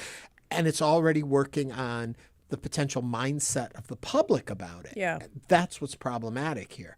And so what? What gives an agent the right with no due process to just pull out a gun and shoot someone, Yeah, I mean, that's saying. If that is, in fact, how it played out, I want to be clear. I don't want to go back on what I was just saying. We have not had a full investigation yet. Mm-hmm. What we have heard and what it points to is that there was not, I'm not even going to say it. We've heard different stories, and we must honor all of them until we know the truth, but we should know the truth before too many stories spread. Yeah. Well, I like that, the DA came on here to say that, too, that they are working and not necessarily giving us all of the information in real time. I mean, they have to keep some things close to the chest to keep the investigation credible, you know? Yeah. My British computer guy also comments, fleeing the scene is not a capital offense. Another thing people need to remember. There is another story out there of another ICE interaction where the person is driving away and you see the ICE agent pull his gun out and start shooting at them. The only point when you're supposed to remove your unholster your pistol in the field is when there is a threat to your life or imminent danger to someone else's right there. So when they're moving away from the scene, you do not pull out a gun and try and kill. I mean, we have heard that from law enforcement for many years. But then is ICE being held to the same standard as other law enforcement officers? Hey, Mr. DJ writes in our chat group, the whole drug thing is an act of desperation. It's been a week and distraction. Weaponizing their vehicle, says Dark One, is becoming a cliche. It is interesting that when you look back at the situations that happened in Minneapolis a year ago or however many months ago, seems like a year ago, I think it was only like 6 months ago, you see a very similar storyline laid out initially, and then you see information come in that counters that. And so once again, to follow the words of the DA, we need to take a moment, wait for the information to come in, wait for investigations to move forward and understand what truly happened. But you also have to have belief in your organizations that are doing the investigation. You have to have trust. And I think so much of that is blown out now. Yeah. Well, in time, you know, we live in a society where there's cameras everywhere, and we are able to take those like puzzle pieces and put them together. So in time, you'll be able to watch the video for yourself and make that call. And the conspiracy theorist in me pops back out again. Yes, there are cameras everywhere, and there was a camera pointed toward where the van was that we see up to a moment, and then there's no footage after that. Seems odd to me, since nobody was switching it. Nobody said, turn that off now. So how come we don't have that footage? Now, also, we have to assume that law enforcement agencies do have additional information we haven't seen yet, and it may be in that. And as you said, in time, hopefully it'll come out and we'll be able to get a clear picture of what happened in the moment. Yeah. I like what our viewers are saying, though. Anything else from them? I'm looking real quickly. A lie can go around the earth and back before the truth puts on its shoes. Ooh, I have like heard that one before, a little worded differently, but yeah, not that we are saying any of this is lies. I think what we're saying is in the absence of fact, we fill in supposition, and that's where the problem lies, that we make assumptions. That's why we need a full, enforced, honest investigation, and we should wait till we hear it. Another comment comes in, ICE is not being held to any standards. That's the problem. Whether or not they are, that is definitely the assumption people have, is that ICE is not being held to any standards. And from what we've seen, there's a lot to support that. Let's see. Do I have a couple tidbits for you as we wrap this up? Also, continue to share with us what you think. 713-440-8870. We talked about World Cup. Here's a new one. Defense Secretary Pete Hegseth said a screening program for low testosterone would now be part of service members' required medical screening. Yeah, I saw that. Why? Because it's going to make them fiercer warriors if we pump them up with testosterone. Is that the real reason that's being given? Yeah. Okay, so I am so guilty of, I'm not in the news anymore. So you know what I did? I read the headline and I haven't read the full story, and I'm just baffled by that one. I will give you my bit of advice about taking additional testosterone. Here you go.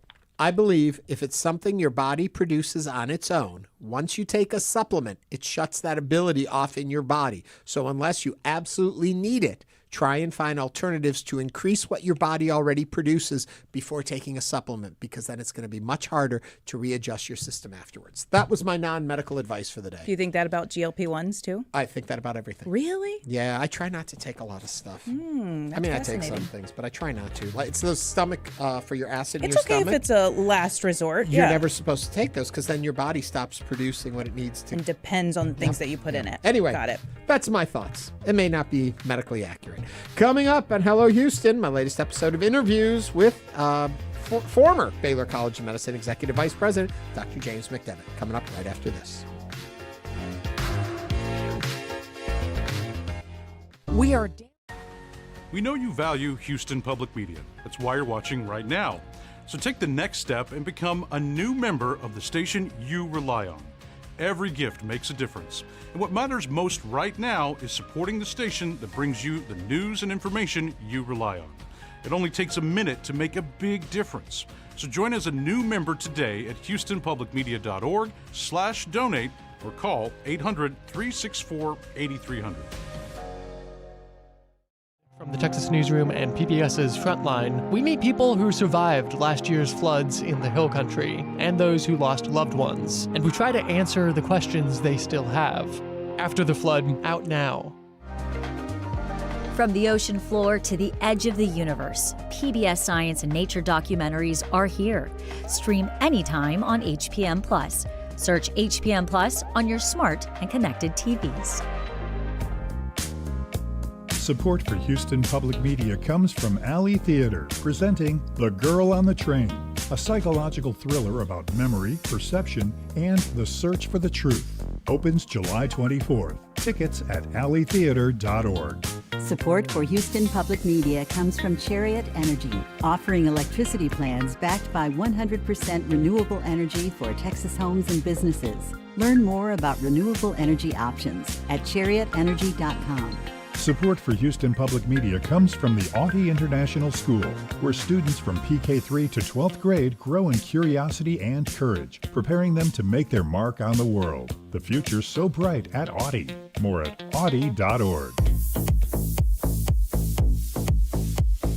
And now back to Hello Houston. To comment on today's topics, call or text 713-440-8870 or email us at talk@hellohouston.org. And now Ernie Manouse and guest host Haley Hernandez.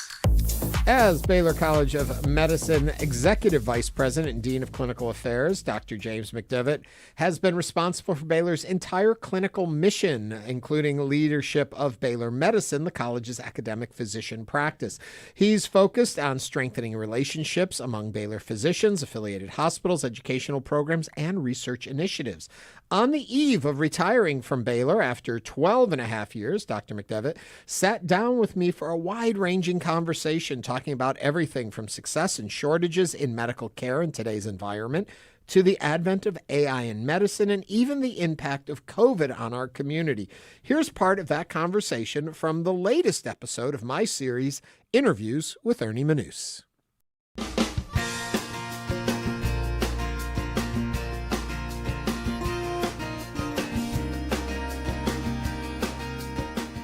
Are we on a productive path in the way we look at how we fund healthcare today, or do you see areas where you wish they'd explore it differently? I'm glad you started with the easy questions. First of all, I'm not an economist, right, and I never took economics in college. I don't have any idea what I'm talking about.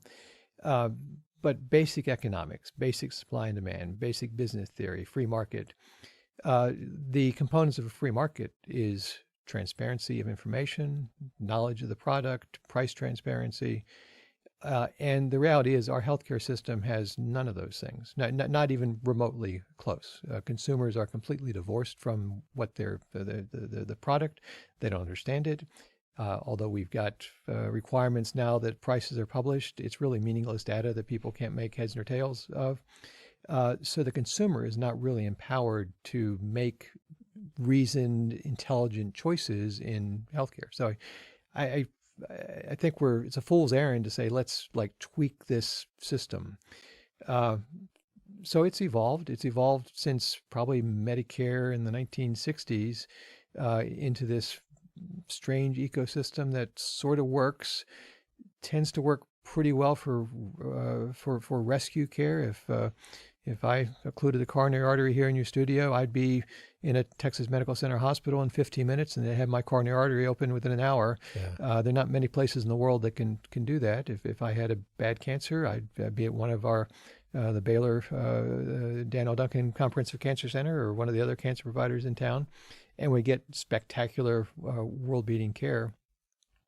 But if you're one of the, say, 23% of uninsured people in Harris County that have what might be a relatively minor medical issue, but maybe not, or maybe a minor medical issue that if treated doesn't become a major medical issue, your ability to get in and get timely care, just basic care, is really not very good in the United States. And that's sort of the dichotomy, is we have great rescue care, we've got great high-level care, and we've got not so great sort of basic care, which we can talk more about that too. And maybe we'll, I'm sure you can't do a podcast without talking about AI. That's AI will play into this, I think, in some ways in the future too. Are we at a point where AI should be involved, or is AI, from your point of view, still too early of a, I don't know if I call it science, of a behavior to really be impactful? If I were to sit here as a medical provider, I would say really important and valuable technology that will transform the way medicine is practiced, clearly, but not quite ready for prime time. If I were a patient sitting here, I would tell you I'm already using it. There are people that are taking their labs and their doctor's notes and their symptoms and plugging them into one of the agents and asking them questions and getting fairly reasoned answers back that are generally accurate. I feel so dumb right now because I never thought of doing that. We get so much, my mother gets a lot of care at her stage in life, and I never know what to do with any of that stuff. I never know how to see my way through all of it, and I never thought about you can use it that way, at least to parse through it. So here I've done a public disservice by encouraging everyone that never thought about it then to use that. And I mean, it is inevitable. And the way I've thought about this is, if you run the clock back and think about the journey of self-driving cars, which, I mean, it sounds like we've been talking about that forever, but it's really been maybe 10 years that they've been seriously engaged in developing the self-driving cars. I don't know the statistics, but the general principle is the math has to do with, well, how many injuries does an autonomous vehicle cause? And I mean, initially it was a lot, but it will get to the point, if it's not there already. We've got Waymos all over Houston. Let's say there is an injury per million passenger mile, to pick a stat. I'm making the stat up. Well, there's also the stat when you have like live flesh and blood human beings driving around, what's the stat per passenger mile?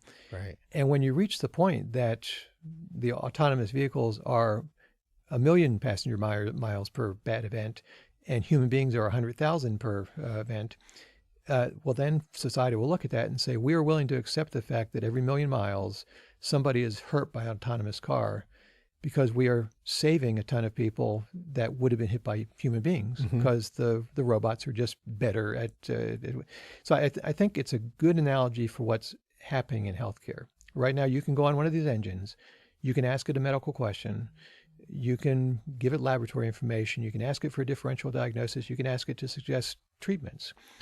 And everyone's been on AI at this point. You know, it tells you what you want to hear, and it's sort of very obsequious, and you're so smart, that's such a great question. So the danger is it will give you an answer. It'll give you an answer immediately. It will be an extremely compelling answer, and it may be an answer that is completely wrong. Right.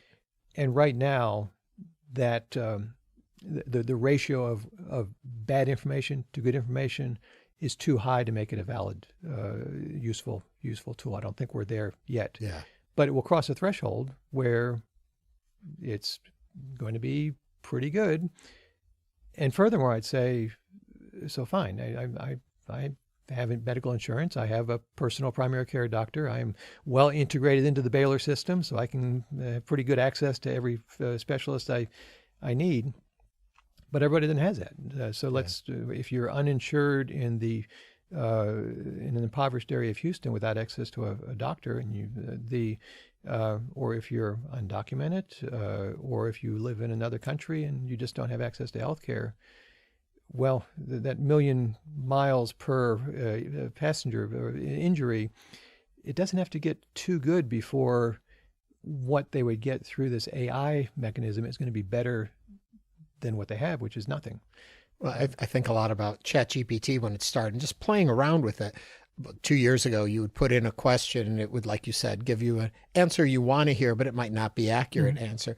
And even in this short period of time, now when you would ask it a similar question, it's much more specific. It's much more accurate in its answering it's giving. So as much as I hate to point it out like this, it's learning how to do its job better at a lightning rate. So 10 years from now, I'm expecting it probably would be able to be pretty good at diagnosing things compared to where it is today, things like that, as it learns and gets better. I would accelerate your 10 years. I think it's going to really? be, it'll be faster than that. It is moving so incredibly in quickly. Research, though, where it can compile statistics and give you information you need, which isn't, I don't want to say subjective, but isn't searching for answers, but you give it the data and it's processing it. I think it's probably a lot more accurate at this point. Yeah, I mean, just incredibly valuable in healthcare, in medical research, in basic science research, in education.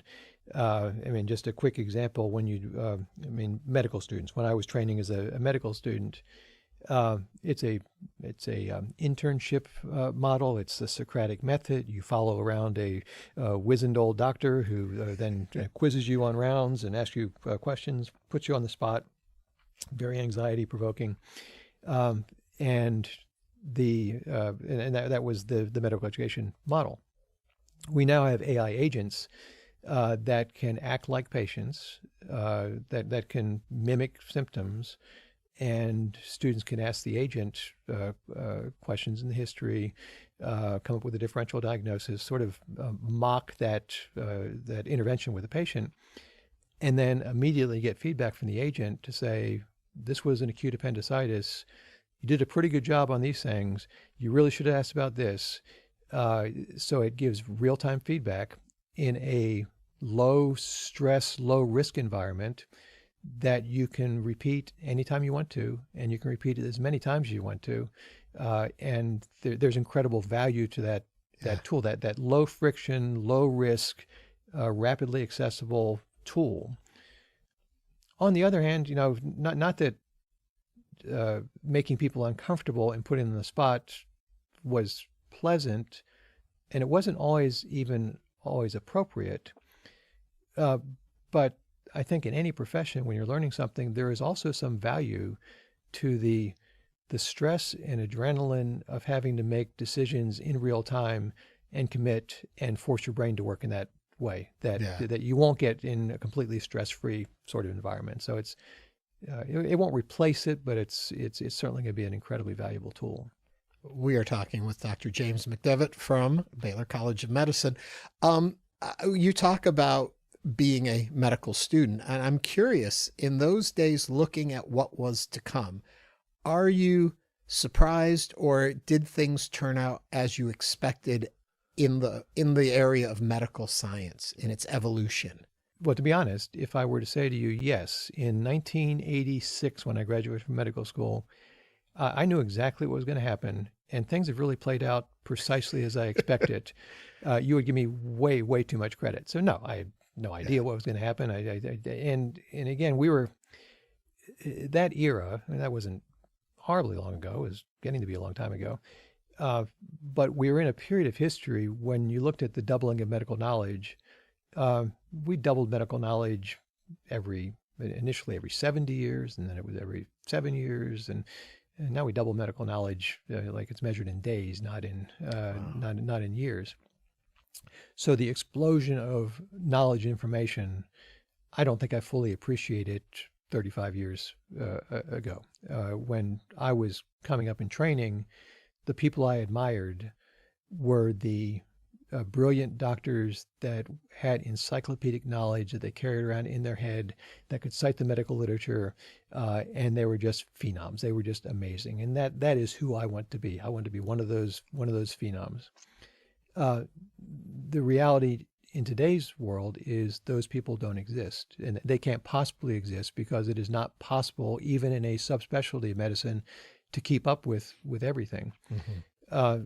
So what has fundamentally changed, and what I did not anticipate and could not have anticipated way back when, is the shift from valuing brilliant people that can carry everything around in their head to people that have the ability to access information in an efficient and reliable way, and importantly, then serve as effective translators of that information to people, so that people understand why that's important to them. And it's another phenomenon. This has been going on for years. People talk about Dr. Google. We've seen for years people come into the clinic and they've got a symptom and they've already Googled it, and they say, "Doc, I looked at Google, and doctor, it says I might have these things." And doctors initially were kind of annoyed by that, particularly the older doctors, but it's here, and you learn to deal with it, and then you learn to lean into it, and then you learn to use it. Well, now we've got Dr. ChatGPT and Dr. Claude, which are way better than Dr. Google. Still imperfect. Don't do this at home. This is not for amateurs. But in the democratization of knowledge, I can't help but think it's a good thing that you can go into your doctor and you've thought deeply about what your issues are.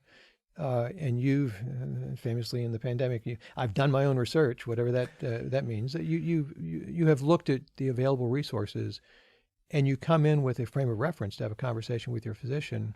Yeah. I think that's actually a very, very good thing, with the one caveat that you have that relationship with information in the context of a physician that you know and trust.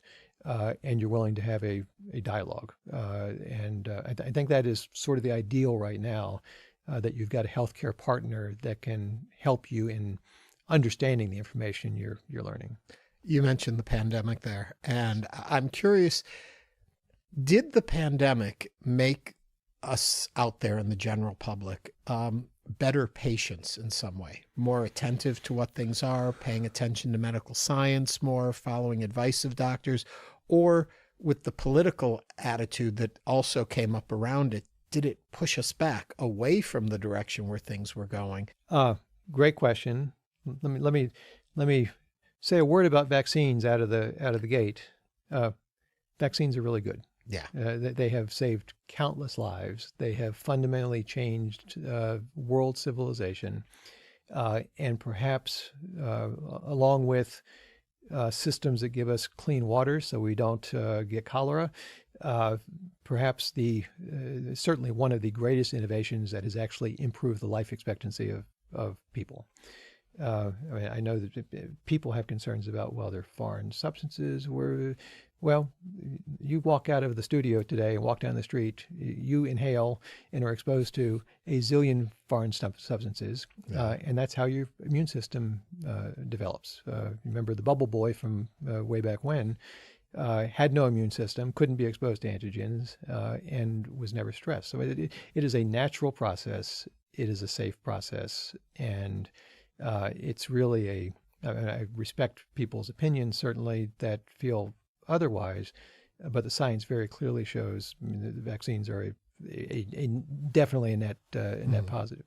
But to get back to your question, another way of asking the question is, I've been asked before, if we have another global pandemic, I've been asked, are we better off for the next one than we were for the last one? Do we learn anything from the last one? And I think that's a mixed bag too. In some ways, definitely yes. When you look at the way vaccines were developed, the rapidity with which we were able to develop vaccines, that was huge. It saved millions and millions of lives. When you look at lessons learned in terms of how you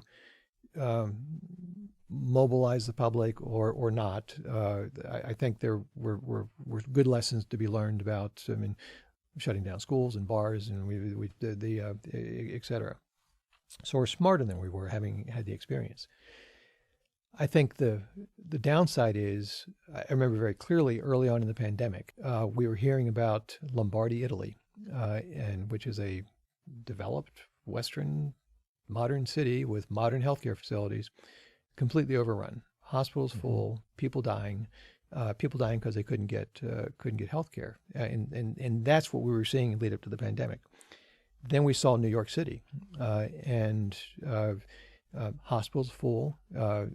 Something I still don't fully understand is taking a mechanical ventilator that helps somebody breathe and splitting it so they could have that ventilator ventilate two patients simultaneously. and ventilators being run by psychiatry residents because they didn't have adequate healthcare providers. It was a city in crisis. And Houston was really the second U.S. city that kind of hit that crisis level. So in that time, we were scared. I mean, we didn't know coming to work, are you going to carry this home to your family? Are they going to get it? How fatal is it? And it turned out that in retrospect, it was not quite as fatal as it might have been. And as we developed immunity, we became more resilient immunologically to the virus. And we were fortunate the virus tended to mutate in ways that didn't make it even worse than it was. It could have, Right. but it got sort of attenuated as it evolved. I mean, so what concerns me is, again, painting that picture of Lombardy in New York, and there was this brief shining moment where we were all, as a society, really well aligned. Didn't necessarily know what we were doing or exactly what the right thing to do, but there was a collective agreement, kind of like when the nation goes to war, and initially the entire country is supportive of a war effort. And then over time, people start asking questions, and the support dwindles, and things start to fraction. Well, we obviously saw that in the pandemic, where we're all aligned, and then people ask questions, develop different opinions, and building on top of other polarizing aspects in our political system, we've now created almost warring factions, people that won't listen to each other, that are in one camp or the other, and you have to hold wholly a set of beliefs in Camp A or a set of beliefs in Camp B. You can't have dialogue about some of the stuff we don't know. Maybe we should talk about it and figure it out. And that's where I think we're much worse off for the next pandemic, that we won't have that shining moment of trust where we all pull together. I think we will very quickly go to our corners and adopt this sort of warring factions attitude, which won't serve us well. That's part of my conversation with former Executive Vice President and Dean of Clinical Affairs from Baylor College of Medicine, Dr. James McDeavitt. For our full conversation, just look for Houston Public Media's YouTube channel and search InnerViews, INERVIEWS, with Ernie Manouse, James McDeavitt. Coming up, stay with us. We're going to take a look at our last-minute plans. What are yours? We're going to share ours. Start sending them to us right now at talk@hellohouston.org or call or text us, 713-440-8870. Haley and I will be back with you right after this break.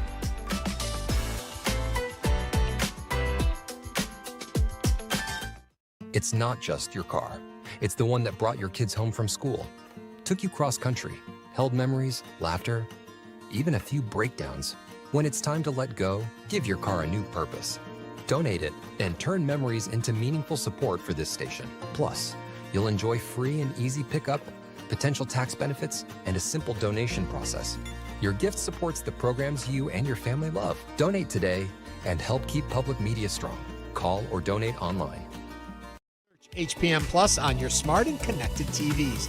It's all waiting for you. On HPM Plus. When FTX crashed, people lost billions. And this money were literally my life saving.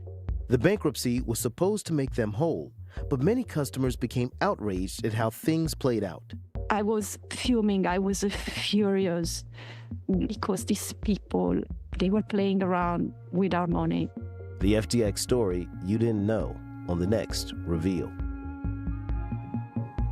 You can listen to Reveal. It's on tomorrow at 2 p.m. As the World Cup comes to a close, we sit down with the best American to ever play, Landon Donovan. Landon has forever changed soccer in the United States, but his biggest challenge came in confronting his relationship with his father.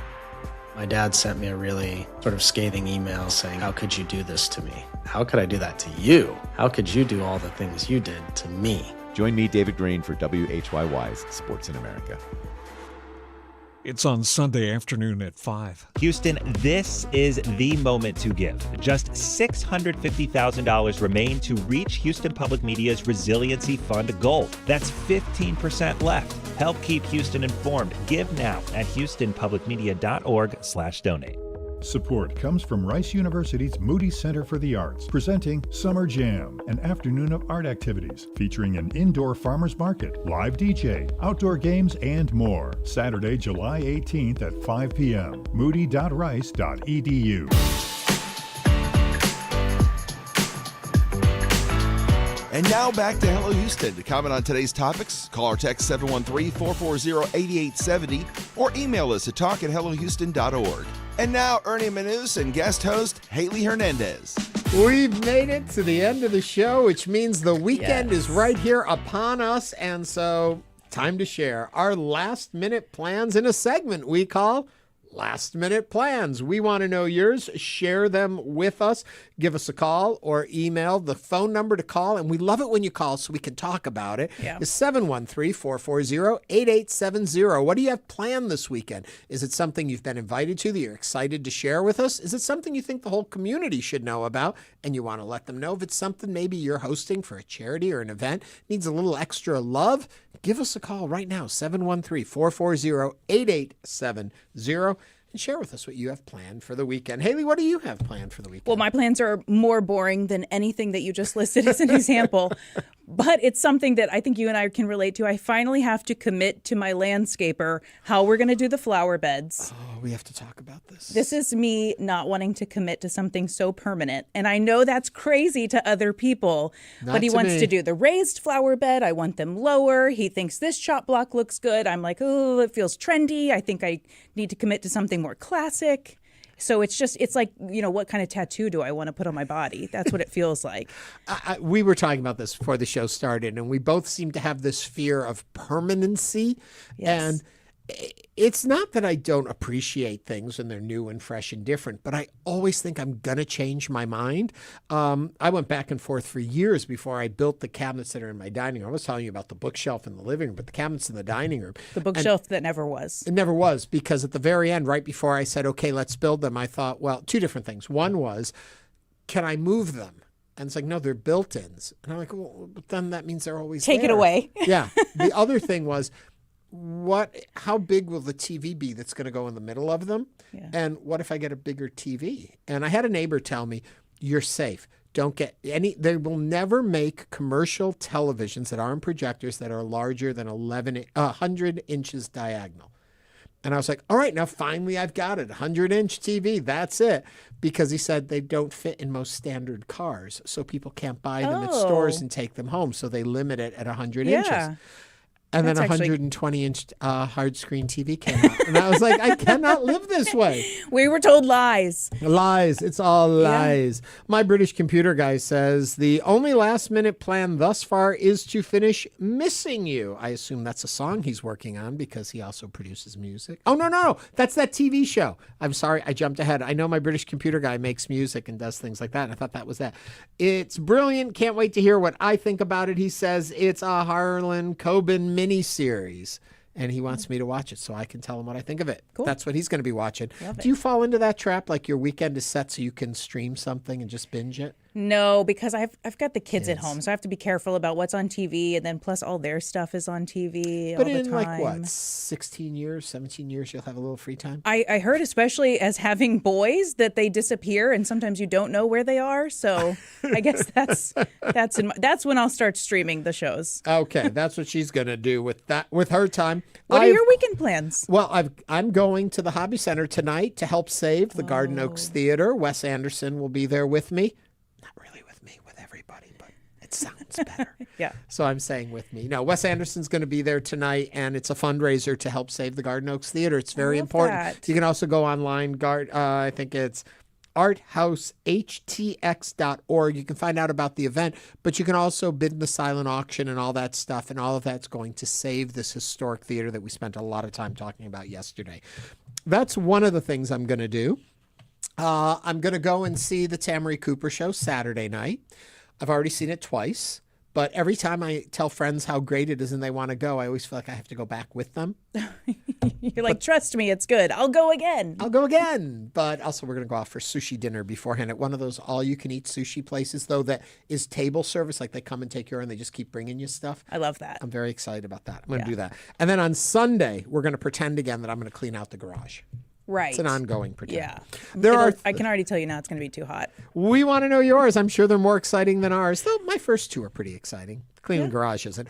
713-440-8870. Here's a couple other things I can tell you about. Football Friday at the MFAH. The MFAH is offering its last Football Friday for the World Cup, that kind of football. Wear your soccer jersey to the museum and you get half-price tickets. You can also enjoy their Friday happy hour tunes from a good friend of ours, DJ Sun. He'll be there from 5 to 8 p.m. tonight. Sounds like a good time. For people who are like me and don't follow soccer, that was all Greek. Okay, well then how about this? How about a poetry open mic night at Brazos Books, another good friend of our show. You can catch a free open mic session this evening at Brazos Books starting at 6 p.m. Enjoy the poems from other guests and feel free to share some of your own. And you know why I love Brazos Bookstore? Why do you love Brazos Bookstore? Because they carry my book. Your book? Tell me more. I wrote a children's book called School Makes You Super. This is the perfect time of year to buy it for a little kid starting school because it's about teaching children to go to school and learn their superpowers, and Brazos Bookstore has it in stock. Well, not that that was a commercial. In any way, it was just to inform you of the many talents of my co-host today. Thank you. Saturday, you can head down to the Moody Center for the Arts for their Summer Jam. Visit the free Summer Jam event at the Moody Center for the Arts at noon, which features family-friendly art activities along with many art galleries to explore, an indoor farmers market also. Isn't that cool? Sounds How fun. about take me out to the park? What have you got there? Miller Outdoor Theater? Yeah. Bottom of the first page? Yeah. Hear Beethoven's Fourth Symphony Under the Stars at Miller Outdoor Theater. Yeah. That sounds nice, too. And it's free of charge to go to Miller Outdoor. I remember going there as a kid, too, and just like running the hills and getting to see all kinds of plays out there. And Rolling stuff. down the hill is Yeah. always still a rite of We had a passage. good time. 713-440-8870. Share with us your last-minute plans, just as Robert from downtown is about to do. Robert, what have you got planned? I'm going to the Red Cat Jazz Cafe. It's on McGowan. Yes. Right near Main Street. It's only been open probably about 2 months. That name has been associated with jazz in Houston for a long time. It had a number of different locations, and this one looks like it's going to work. Yeah. So I walk by there. I live near there, so I walk by and it's jammed to the gills. So. Is this Robert Sharp? It is. Robert Sharp. This is Haley Hernandez. I know. It's Maggie. I told the guy it's Maggie. This is my best friend's dad. Oh. And when he started talking, the voice sounded familiar, but I know he loves jazz. Thanks for calling. It's so good to hear from you. Once I saw it was you on here, I couldn't help myself. Well, Robert, I hope even when she's not here, you feel the need to join us in conversation. Really quickly, I've talked to you a couple times before. Oh, well, thank you, Robert. I do want to ask you quickly about this Red Cat Jazz Cafe. Is it you're going for a particular artist performing, or is it just they have jazz playing there and you go and hear whatever? They have jazz, live jazz, and I don't think there's anybody other than name escapes me. He plays who's a disc jockey on KTSU, but they have it's a rockin' band. I mean, they have really professional people. It's really so I don't really know who's there, but I will go hear live jazz just about anywhere, especially it's a walking distance from my house. I mean, there are a few other places. There used to be a place called Cezanne, which has been long closed, and there's a few other sporadic kind of things. Obviously, there's Doc's on Montrose there, but this place is more intimate, really, and it's a little less expensive, which is, I don't know, maybe. Listen, Mr. Sharp knows his stuff. So if he says this is a rockin' band, we all have to believe him. Robert, thank you very much for calling with us, sharing with us, thank and you saying for calling. hello to Haley. Thank you very much. I love it. Thank you. We shift over to, and if you want to share yours, 713-440-8870. Ship over to Sunday. I'm going to do this too. I just found a reason I can't clean the garage. I just remembered World Cup. Got to watch Very that. busy. World Cup watch party at the Shell Energy Stadium. They're hosting a watch party for World Cup final with Argentina against Spain. Free tickets must be claimed in advance. Know that. Also, Good Vibes Only block party in the middle of their Texas tour. Good Vibes Only block party is returning to Houston at 4 p.m. at Ravens Tower. You can expect to see the city's best DJs and everything from hip-hop and R&B to Afrobeats. Enjoy handcrafted cocktails, local bites, games, and photo moments. So if you're celebrating the win after World Cup for your team, go out, have some good vibes. Sounds fun. And then all weekend long, we've got the Houston Astros versus Baltimore Orioles at Daikin Park. The Astros are facing the Orioles for a weekend-long series. Catch the fireworks at the park after the Friday night game, so tonight, and giveaways are happening throughout the weekend. And the last thing we'll tell you about the World Series of Dog Shows is going to be at NRG. You can find out more about that online. But that brings us to the end of the show. Haley, thank you so much for sitting in with me Thanks for having today. me. This has been a lot of fun. And thanks for Mr. Sharp calling in. That was cool. Hey there, Hernandez joined me today in the guest seat. Who's going to be there on Monday? You'll just have to tune in and find out. In the meantime, you can catch the best of Hello Houston Saturdays at 1 p.m. and Sundays at 11 a.m. right here on News 88.7. I'm Ernie Manouse. Have a great weekend. Thanks for listening to Hello Houston. Join us every Monday through Friday from 11 a.m. to 1 p.m. to talk all things Houston. The Hello Houston production team includes Garrett Bowman, William Menjivar, Jen Altai, Todd Holslander, and Jim Kovacic. For the latest in local news, subscribe to the Hello Houston daily newsletter at houstonpublicmedia.org. Hello Houston is a production of Houston Public Media. The opinions expressed by the guests of this program are solely their own and do not represent the views of management, staff, or underwriters of Houston Public Media. This is News 88.7.